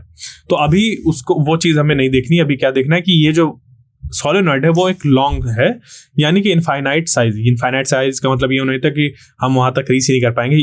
वो किसी के रिलेटिव में होता है, ये मैं पहले भी बता चुका हूं अपने पिछले क्लास में, कि जब भी हम लोग इनफाइनाइट की बात करते हैं तो चीजें किसी के रिस्पेक्ट में देखते हैं कि वो उसके रिस्पेक्ट में काफी बड़ी है। तो यहां पर रिस्पेक्ट में क्या देखते हैं कि इसकी जो लेंथ है, अगर वो इसकी जो रेडियस है, क्रॉस सेक्शन का जो रेडियस है, उससे बड़ा हो काफी, ठीक है, उस केस में हम लोग लॉन्ग सोलेनॉइड कंसीडर करते हैं। तो जो भी रिजल्ट अभी हम लोग देखने वाले हैं वो सारे के सारे लॉन्ग सोलेनॉइड से रिलेटेड है। ओके, तो ये रहा हम लोग का मैग्नेटिक फील्ड का फॉर्मूला। और मैग्नेटिक फील्ड का ये जो फॉर्मूला है वो है सोलेनॉइड के अंदर, क्योंकि हम लोग सोलेनॉइड के बाहर यहां पर कोई भी मैग्नेटिक फील्ड नहीं होती ऐसा कंसीडर करते हैं। ये जो मैग्नेटिक फील्ड है बहुत ही पास होती है, ये सारी यहाँ पर कन्फाइंड होती हैं, वो मतलब नहीं होती, ये मान के चलते हैं। अभी जो हम लोग का अप्रोक्सीमेशन है उसके अकॉर्डिंग नहीं होती है। अप्रोक्सीमेशन ये है कि लॉन्ग करंट कैरिंग सोलेनॉइड है, लॉन्ग यानी लंबे साइज की, किसके कंपैरिजन में, जो उसका क्रॉस सेक्शन है उसके कंपैरिजन में हम लोग देखते हैं, जिसकी वजह से इनफाइनाइट साइज की मानते हैं और हम लोग के कुछ अप्रोक्सीमेशन लगते हैं और ये निकल कर आ जाता है। तो B is equal to mu naught NI, where जो यहाँ पर n है, स्मॉल n, वो है number of turns per unit length. अगर इस सोलेनॉइड की लेंथ टोटल L है और इस पे टोटल नंबर ऑफ टर्न्स जो लगे वो कैपिटल N लगे, तो small n is equal to capital N by L हो जाएगा। और अगर यहां पर इसके एंड पे हम लोग को मैग्नेटिक फील्ड फाइंड करनी है कि कितनी होगी, तो देखो इसके अंदर किसी भी पॉइंट को कंसीडर करो, जो मैग्नेटिक फील्ड होती है वो होती है म्यू नॉट NI, और इसके एकदम जो एक्सट्रीम्स होते हैं उस जगह पर जो मैग्नेटिक फील्ड की वैल्यू होती है वो होती है half of mu naught NI। मतलब अंदर जो मैग्नेटिक फील्ड है उसका आधा होता है इनके पोल्स पे। ये चीजें आप लोग को ये सोलेनॉइड से रिलेटेड दो ध्यान रखनी है कि अगर सोलेनॉइड के अंदर मैग्नेटिक फील्ड पूछी तो वो होगी इतनी, और अगर उसके पोल के पास पूछी कि मैग्नेटिक फील्ड की वैल्यू कितनी होगी, वो होगी ये, जहां पर n बता दिया है कैपिटल N बाई L होता है, I होता है ये जो कॉइल्स होती हैं, ठीक है, इस तरीके से जो कॉइल्स हैं इस पे फ्लो होने वाला करंट। क्लियर? अब देखते हैं आगे कि एक टोरॉइड है अगर हम लोग के पास, तो ये टोरॉइड क्या होता है, उस पर कैसी मैग्नेटिक फील्ड होती है वो देखते हैं। तो देखिए टोरॉइड होता है कुछ इस तरीके की कि हम लोग के पास एक सोलेनॉइड है, सोलेनॉइड को हम लोग ने एक ऐसे स्ट्रेट कोर में ऐसे बनाया था, और उसको अब क्या करें, ऐसे मोड़ दें, उसको क्या करें, ऐसे मोड़ दें। तो जब उसको ऐसे मोड़ देंगे तो जो फॉर्मेशन हम लोग के पास आएगा वो कहलाता है टोरॉइड।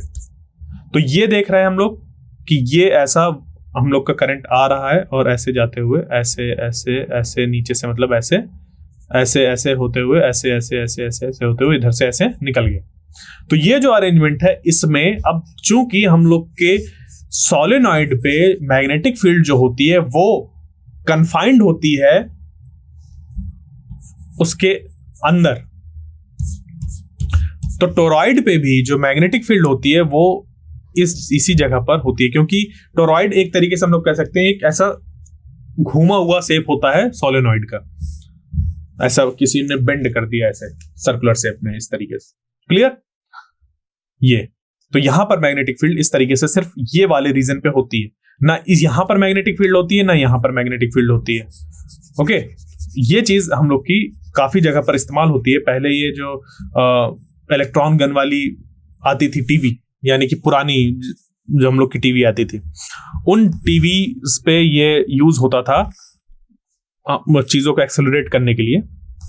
तो इस यहां पर ये जो मैग्नेटिक फील्ड है ये पूरा अंदर कांस्टेंट होती है, ठीक है, यहां पर, और जो उसकी वैल्यू होती है वो होती है म्यू नॉट एन आई, बिल्कुल सोलेनॉइड की तरह। बट यहां पर जो एन होता है वो डिफरेंट होता है, क्योंकि यहां पर देखो ये जो लेंथ है वो लेंथ ऐसी है सरकमफ्रेंस जैसी, और ये जो लेंथ है वो कैसे निकल कर आएगी, अगर इसका रेडियस आर माना हम लोग ने तो लेंथ हो जाएगी 2 पाई आर, यानी कि यहां पर जो एन निकल कर आ जाएगा वो हो जाएगा एन बाई एल। एल को हम लोग यहां पर कैपिटल एल भी लिख सकते हैं, और ये जो एल होगा वो कितना हो जाएगा 2 पाई आर। ठीक है, तो दो चीजों का फॉर्मूला एक जैसे लग रहा है, बट यहां पर जो एन है वो उसको निकालने का तरीका थोड़ा सा डिफरेंट है, मतलब तरीका कहेंगे वही है बट एक्सप्रेशन थोड़ा सा डिफरेंट निकल कर आ रहा है। क्लियर, ये चीजें ऐसे आ गई। ओके, बात क्लियर। तो ये सारी चीजें थी जो कि हम लोग को अभी पढ़नी है, आज पढ़नी है, इससे magnetic effect of electric current में जो नेक्स्ट हम लोग का होगा वहां पर हम लोग क्या करेंगे, इसी से और भी जो बाकी चीजें हैं रिलेटेड उनको पढ़ेंगे। यानी कि अगर कोई एक चार्ज मूव कर रहा है मैग्नेटिक फील्ड में तो उसमें कितना फोर्स लग रहा है उसकी बात करेंगे हम लोग। अभी तो हम लोग ने सिर्फ क्या किया था, डिफरेंट कॉन्फ़िगरेशन में मैग्नेटिक फील्ड कितनी हम लोग को मिलेगी वो निकाला है। ठीक है, तो अब क्या करेंगे, थोड़े क्वेश्चंस को सॉल्व करते हैं। तो आइए, ये रहा पहला क्वेश्चन हम लोग का, जिसमें कि ये दिया हुआ है, a current I flows through a closed loop as shown in the figure. एक करंट आई फ्लो हो रहा है इस क्लोज्ड लूप से, जो कि इस फिगर में दिखाई दे रहा है। ये एक ऐसा क्लोज्ड लूप है, ठीक है, किसी भी तरीके से हम लोग ने इस पे करंट आई फ्लो करा दिया है। तो हम लोग को फिर बताना है कि जो मैग्नेटिक फील्ड है इस सेंटर पर वो कितनी होगी। तो सेंटर पर मैग्नेटिक फील्ड कैसे निकल कर आएगी, एकदम सिंपल सा है। हम लोग को यह ध्यान रखना है कि जो किसी भी पॉइंट पर मैग्नेटिक फील्ड होती है, किसी भी पॉइंट पर जो मैग्नेटिक फील्ड होती है वो उसके चारों तरफ मौजूद जो मैग्नेटिक फील्ड प्रोड्यूस करने के सोर्सेज होते हैं उनकी वजह से जो यहां पर मैग्नेटिक फील्ड आएगी उसका वेक्टर सम हम लोग लेते हैं। क्या लेते हैं, वेक्टर सम। तो देखिए यहां पर इसके चारों तरफ ऐसा लूप बना हुआ है, एक तो ऐसा सर्किल है, उसका कुछ हिस्सा है सर्किल का, और इधर एक स्ट्रेट वायर है। स्ट्रेट वायर की वजह से यहां पर कुछ होगा, इस सर्किल की वजह से कुछ मैग्नेटिक फील्ड होगी। अब अगर हम लोग देखें कि मैग्नेटिक फील्ड की इस जगह पर डायरेक्शन कैसी है, तो ये जो सर्कुलर है, सर्कुलर वाला हिस्सा, सर्कुलर की वजह से ये मैं क्या कर रहा हूं, ये वाली फिंगर जो है, ये कर्ल्ड जो फिंगर्स है मेरी, उनको मैं रख रहा हूं करंट की डायरेक्शन में। तो ये जो है वो बता रहा है मैग्नेटिक फील्ड की डायरेक्शन, जो कि है into the plane of paper. ठीक है, यानी कि जो मैग्नेटिक फील्ड की डायरेक्शन है इस पोर्शन की वजह से वो है इधर, और इस वायर की वजह से अगर हम लोग देखें तो वायर पे अब मैं क्या करता हूं, करंट की डायरेक्शन पे थंब को रख लिया, तो ये वाली जो फिंगर्स है वो देखो अंदर की तरफ ऐसे पॉइंट आउट कर रही है। ऐसे तो हो रहा है, बट वहां पर हम लोग जब टेंजेंट ड्रॉ करेंगे तो वो अंदर तरफ होगी, यानी कि इसकी वजह से प्रोड्यूस होने वाली मैग्नेटिक फील्ड और इसकी वजह से प्रोड्यूस होने वाली मैग्नेटिक फील्ड दोनों की दोनों ऐड हो जाएंगी उस जगह पर। तो इसकी निकाल लीजिए, इसकी निकाल लीजिए और दोनों को ऐड कर दीजिए। तो इसको निकालने का जो हम लोग का तरीका है, हम लोग वही फॉर्मूले यूज करेंगे जो कि हम लोग पढ़ कर आए। ये देखिए एक तरीके का ये आर्क है, और ये जो है ये हम लोग का एक वायर है, जिसमें कि ये सेंटर पर इस तरीके से ऐसा बन रहा है, तो ये वाला एंगल थीटा हो जाएगा और ये वाला एंगल इधर थीटा हो जाएगा। ये रेडियस आर हो गई, तो वही mu naught I by 4 pi are, और sine phi 1 plus sine phi 2 इसको लगाएंगे तो ये बन जाएगा इसका हम लोग का मैग्नेटिक फील्ड इसकी वजह से। और इसकी वजह से मैग्नेटिक फील्ड निकाल लेंगे, वो कैसे निकल कर आएगा, हमें बताना था कि ये जो आर्क है वो सेंटर पे कितना एंगल सबटेंड कर रहा है।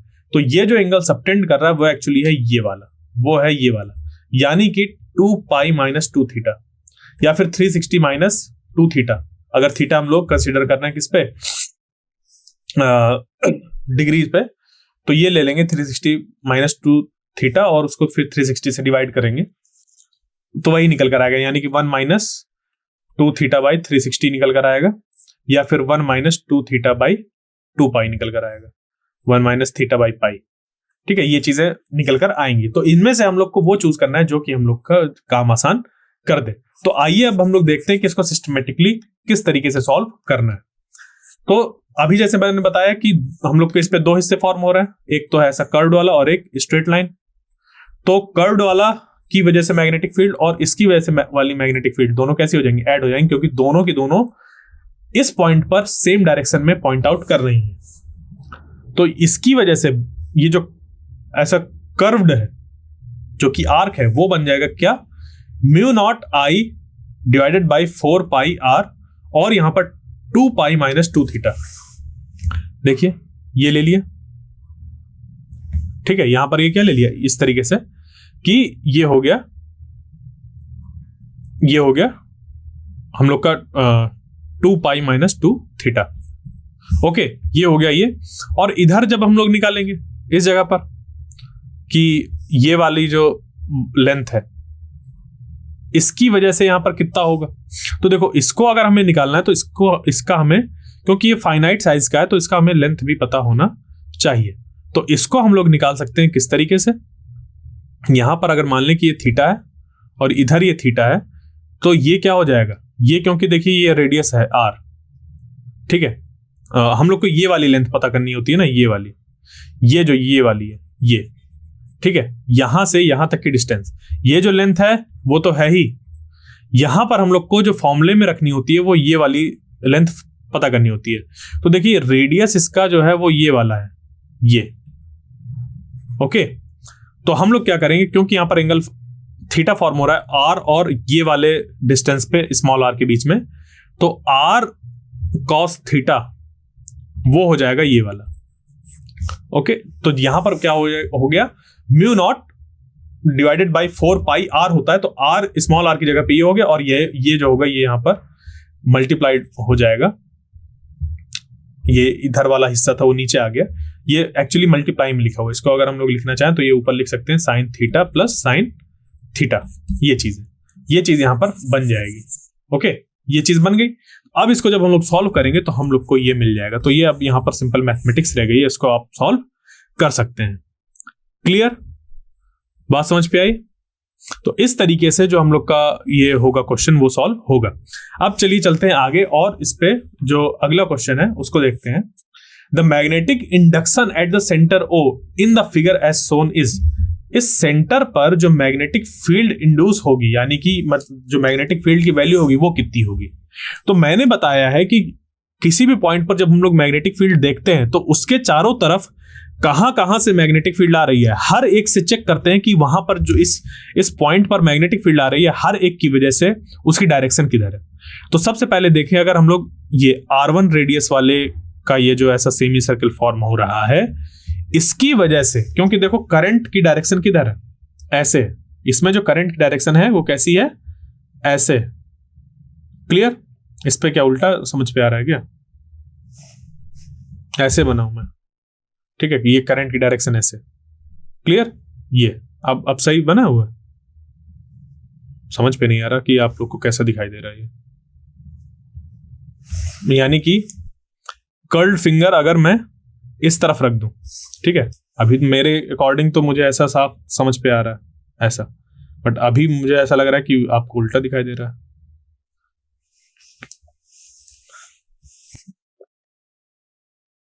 कोई नहीं, इस पे देखना होगा, बट मैं बता रहा हूं कि ये क्या हो रहा है कि अगर मैं जो कर्ल्ड फिंगर है मेरी वो क्या करूं, ऐसे रखूं, और ये जो कर्ल्ड फिंगर है ये जो करंट की डायरेक्शन है इसकी तरफ रखें, इसकी तरफ कर्ल्ड फिंगर अगर ऐसे रख दें तो जो थंब का डायरेक्शन होगी वो अंदर की तरफ पॉइंट आउट करेगी, यानी कि इस तरफ, अंदर की तरफ।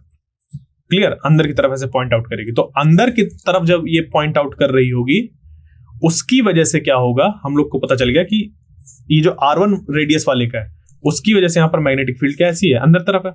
और ये जो बाहर वाली हम लोग की जो रेडियस है, मतलब R2 रेडियस में जो सेमी सर्कल फॉर्म हो रहा है उसमें, क्योंकि करंट की डायरेक्शन इस तरफ है, ठीक है, अब आपको ये उल्टा दिखाई दे रहा है इस पर, कोई नहीं, मैं सिर्फ इसी पे बताऊंगा, कंफ्यूजन नहीं होनी चाहिए।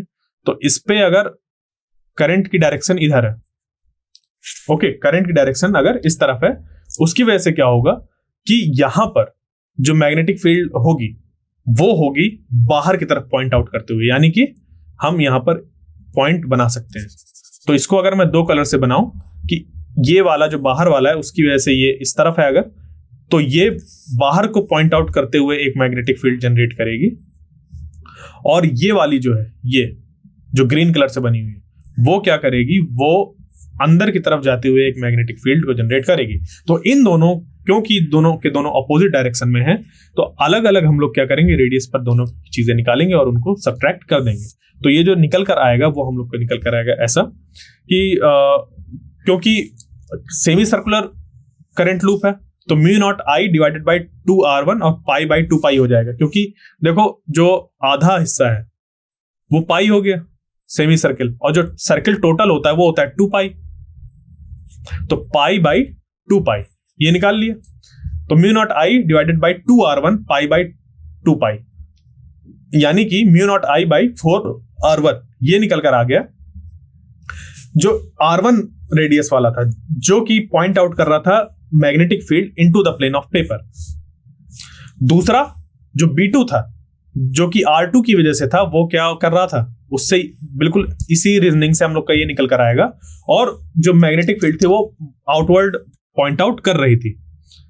अब यहां पर जो हम लोग की नेट मैग्नेटिक फील्ड होगी वो निकल कर आ जाएगी कितनी, b1 माइनस b2, तो वो हो गई हम लोग की क्या, b is equal to mu naught I by 4 1 divided by r1 minus 1 by r2। Clear. अब चलते हैं आगे और निकालते हैं इस क्वेश्चन का आंसर, जो कि क्या है, an electron moves in a circular orbit with uniform speed v, it produces a magnetic field b at the center of the circle, the radius of the circle is proportional to।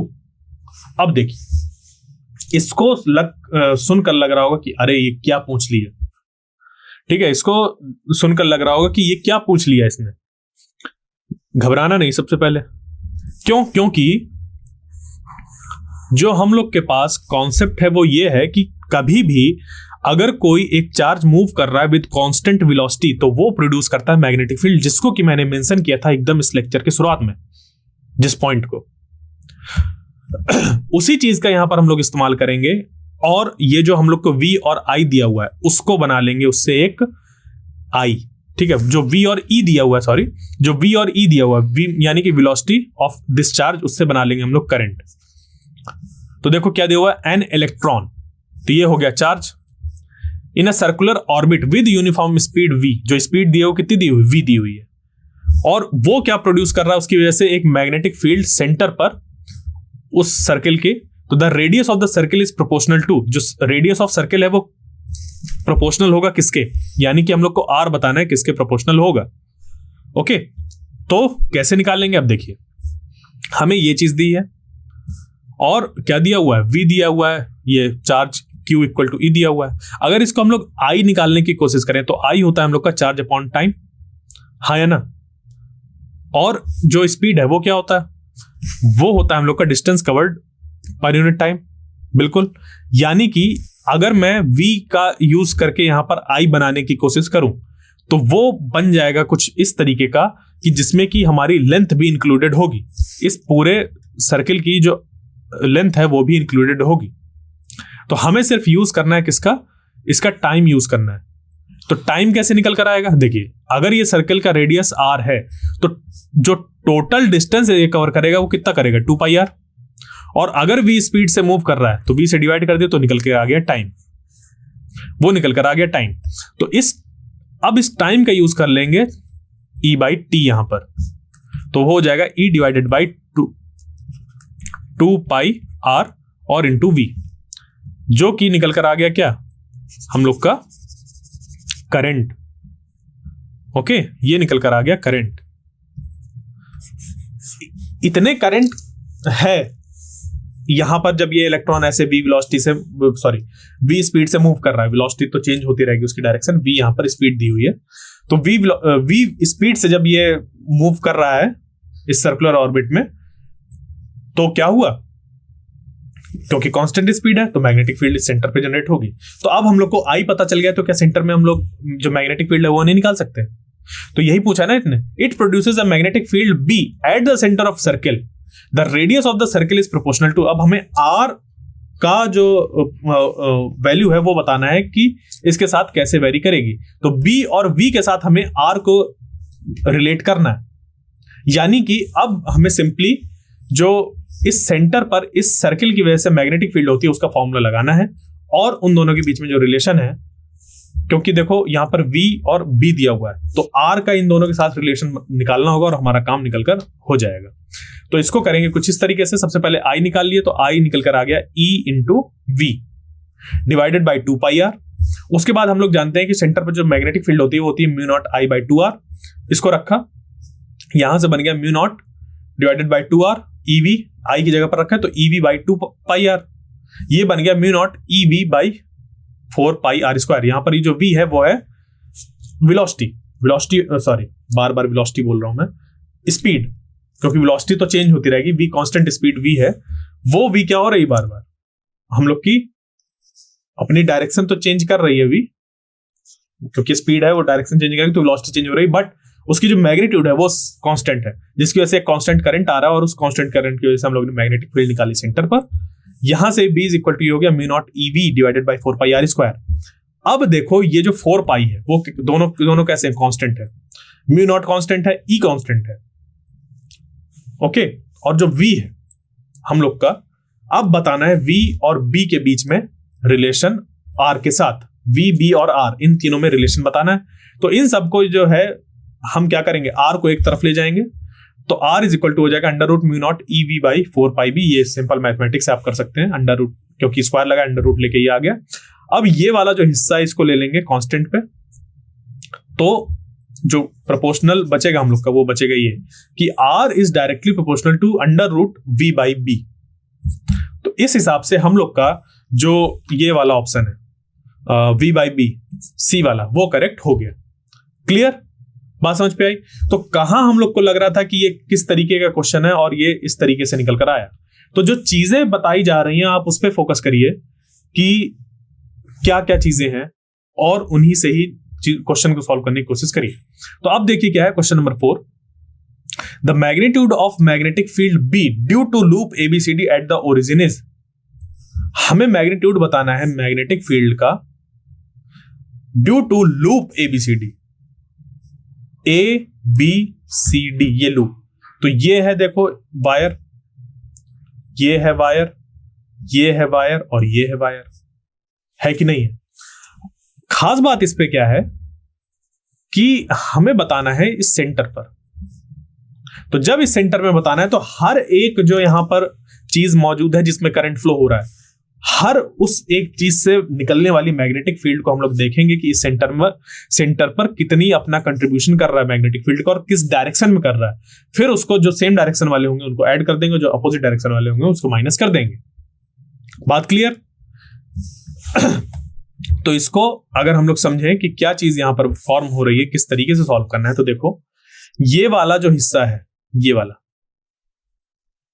ये क्या करेगा, ये magnetic field upward direction में बनाएगा, ये वाला हिस्सा upward direction में मैग्नेटिक फील्ड बनाएगा, ये वाला हिस्सा जो है वो डाउनवर्ड में मैग्नेटिक फील्ड बनाएगा, और ये वाले जो हिस्से हैं, ये वायर, देखो वायर से कोई कंट्रीब्यूशन यहां पर आएगा नहीं आएगा। वो वाला केस याद करो जिस केस में ये था कि अगर हम लोग के पास कोई एक वायर है और उसके एक्सिस पे हमें मैग्नेटिक फील्ड बतानी है तो वो होती है 0, ठीक है, वो होती है 0। यानी कि अगर यहां पर हम लोग देखें कि ये एक ऐसी वायर है और इसके इस जगह पर हम लोग को मैग्नेटिक फील्ड बतानी है, तो ये एक रेडियस के अलोंग ही रखी हुई है, यानी कि इसके एक्सिस पे ही है ये वाला पॉइंट। तो इससे जो भी मैग्नेटिक फील्ड बनेगी वो कैसी होगी, 0 होगी इस पॉइंट पर। कहीं क्या बन रही है दूसरी जगह उससे मतलब नहीं है, इस पॉइंट पर वो 0 है, इसकी वजह से, AB की वजह से, और DC की वजह से भी सिमिलर रीजनिंग से यहां पर 0 हो जाएगी। तो कंट्रीब्यूशन सिर्फ आएगा इसका और इसकी वजह से। अब यहां पर एंगल दिया हुआ है 30 डिग्रीज पे, तो बस हम लोग को यहां पर ध्यान देना है कि इसकी वजह से जो फैक्टर बनेगा वो हो जाएगा 30/360। बट यहां पर क्या है, ये जो रेडियस है वो डिफरेंट होगी, इसकी रेडियस A है, इसकी रेडियस B है।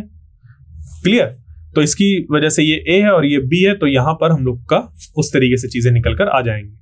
ठीक है, ये एल दिया हुआ है, ओके, ये सॉरी आई करंट दिया हुआ है, ये एक जैसे लगते हैं सब देखने में, आई और एल डिफरेंट डिफरेंट होना चाहिए।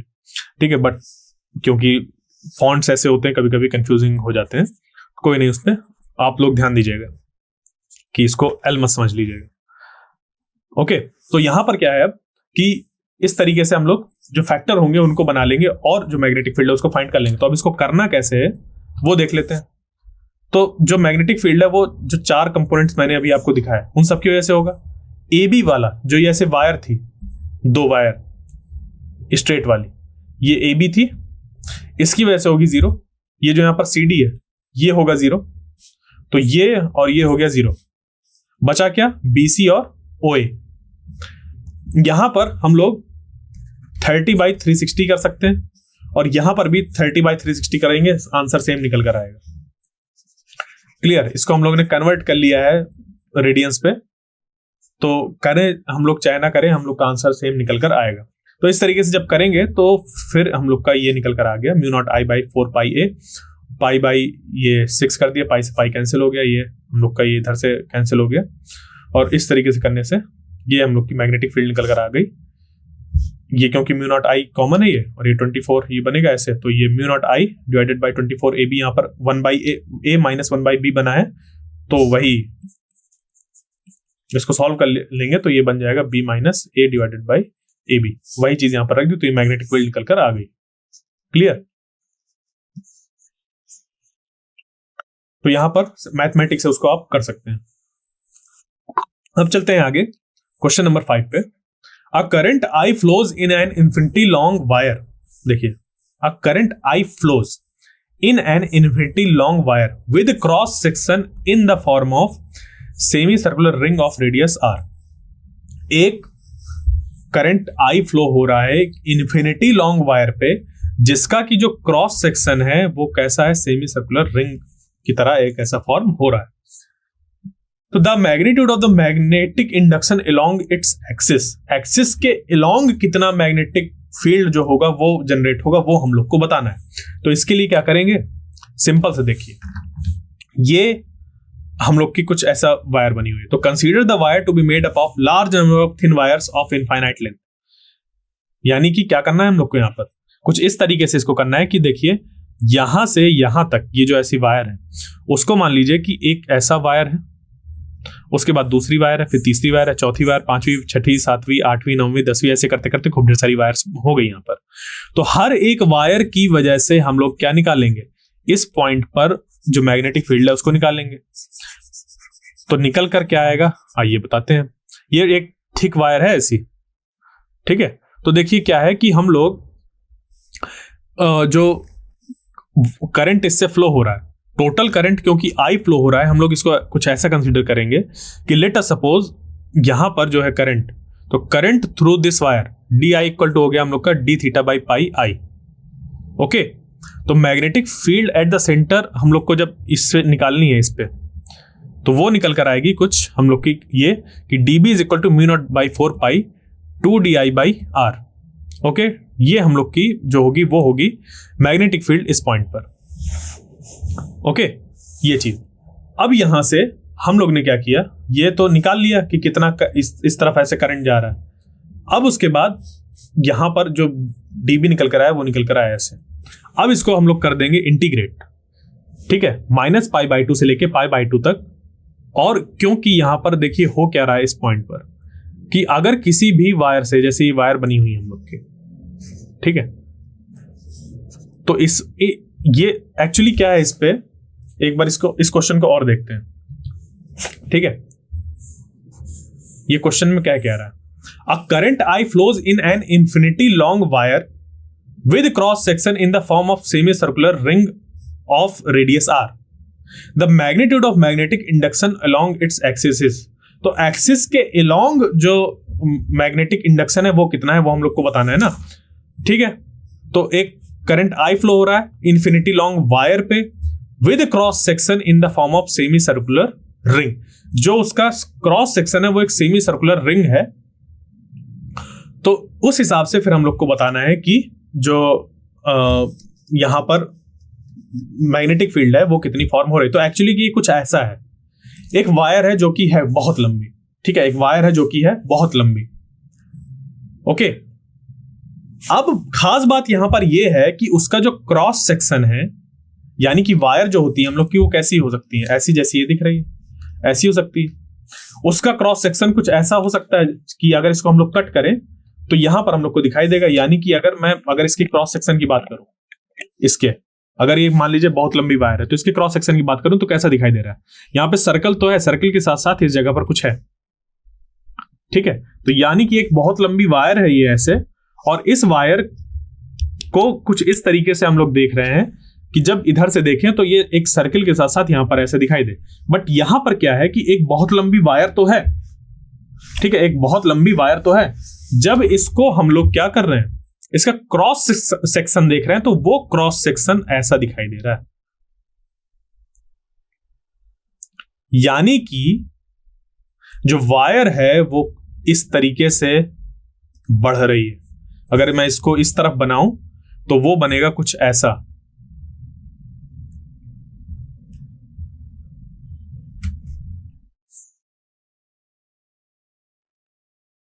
समझ रहे हैं ये चीज, ये कुछ इस तरीके से यहां पर ऐसे फॉर्म हो रहा है वायर, समझे।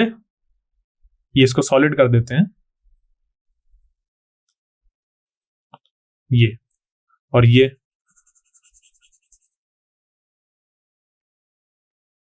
ठीक है।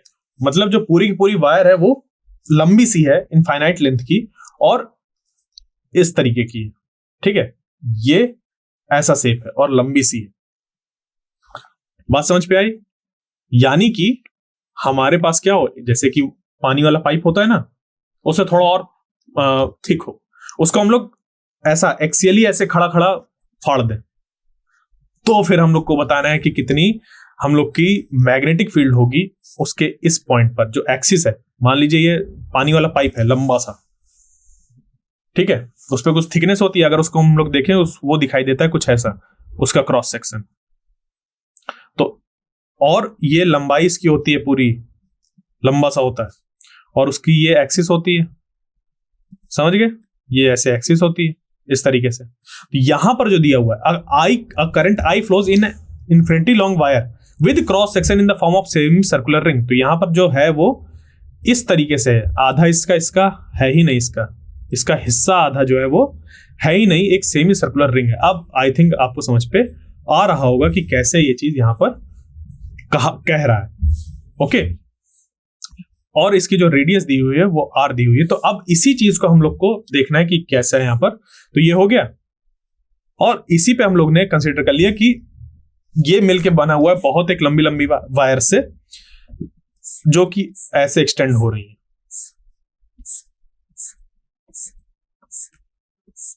ठीक है, समझ गए, कुछ इस तरीके की वायर एक्सटेंड हो रही है, ये ऐसे करते हुए ऐसे, ठीक, समझ पे आई बात, ये चीज।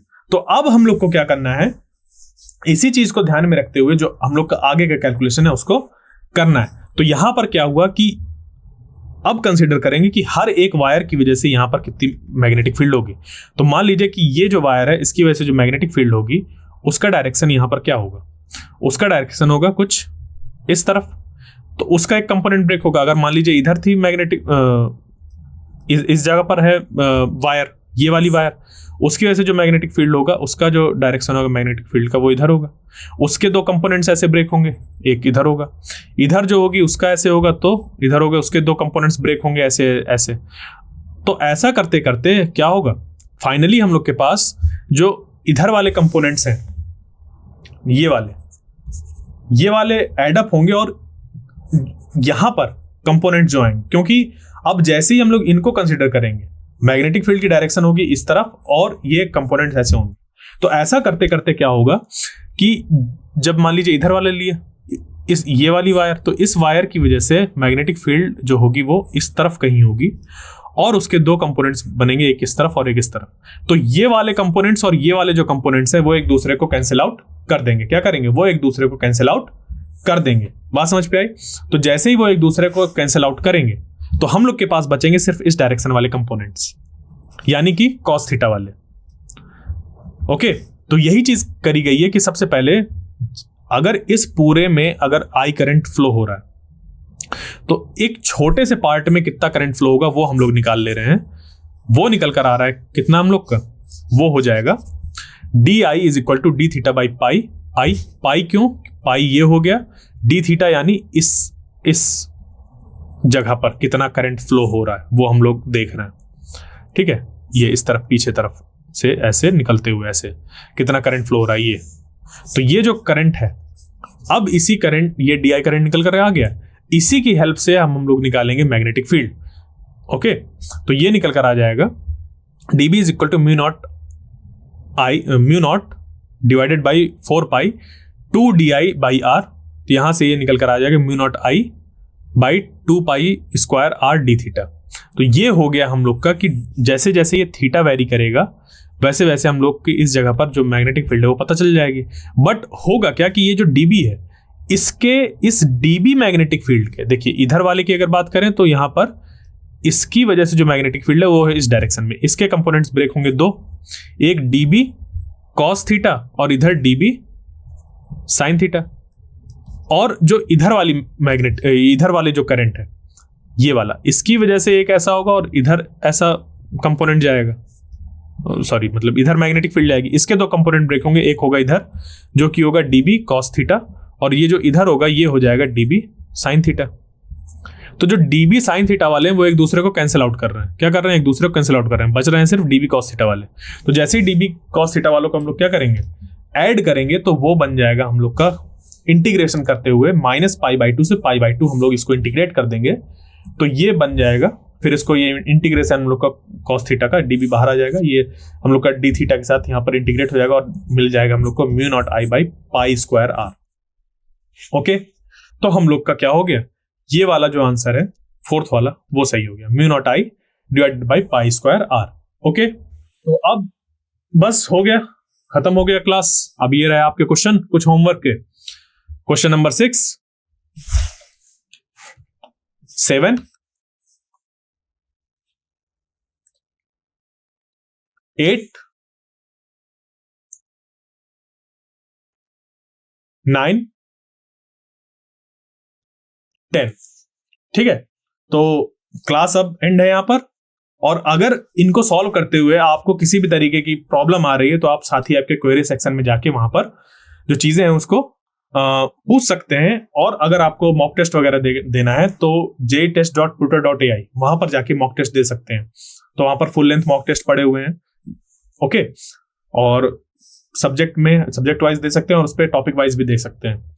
ओके, तो अब चलते हैं हम लोग अपने इस सेशन के एंड की तरफ, और जो इसके आगे की टॉपिक है जहां पर हम लोग फोर्सेस से रिलेटेड बात करेंगे कि कोई अगर एक चार्ज मूव कर रहा है मैग्नेटिक फील्ड में तो वो कितने फोर्स उस पर लगेगा और कैसे वो चीजें चेंज होंगी, तो वहां पर हम लोग उसको देखेंगे। तो आई होप आपको ये सेशन पसंद आया होगा। Thank you.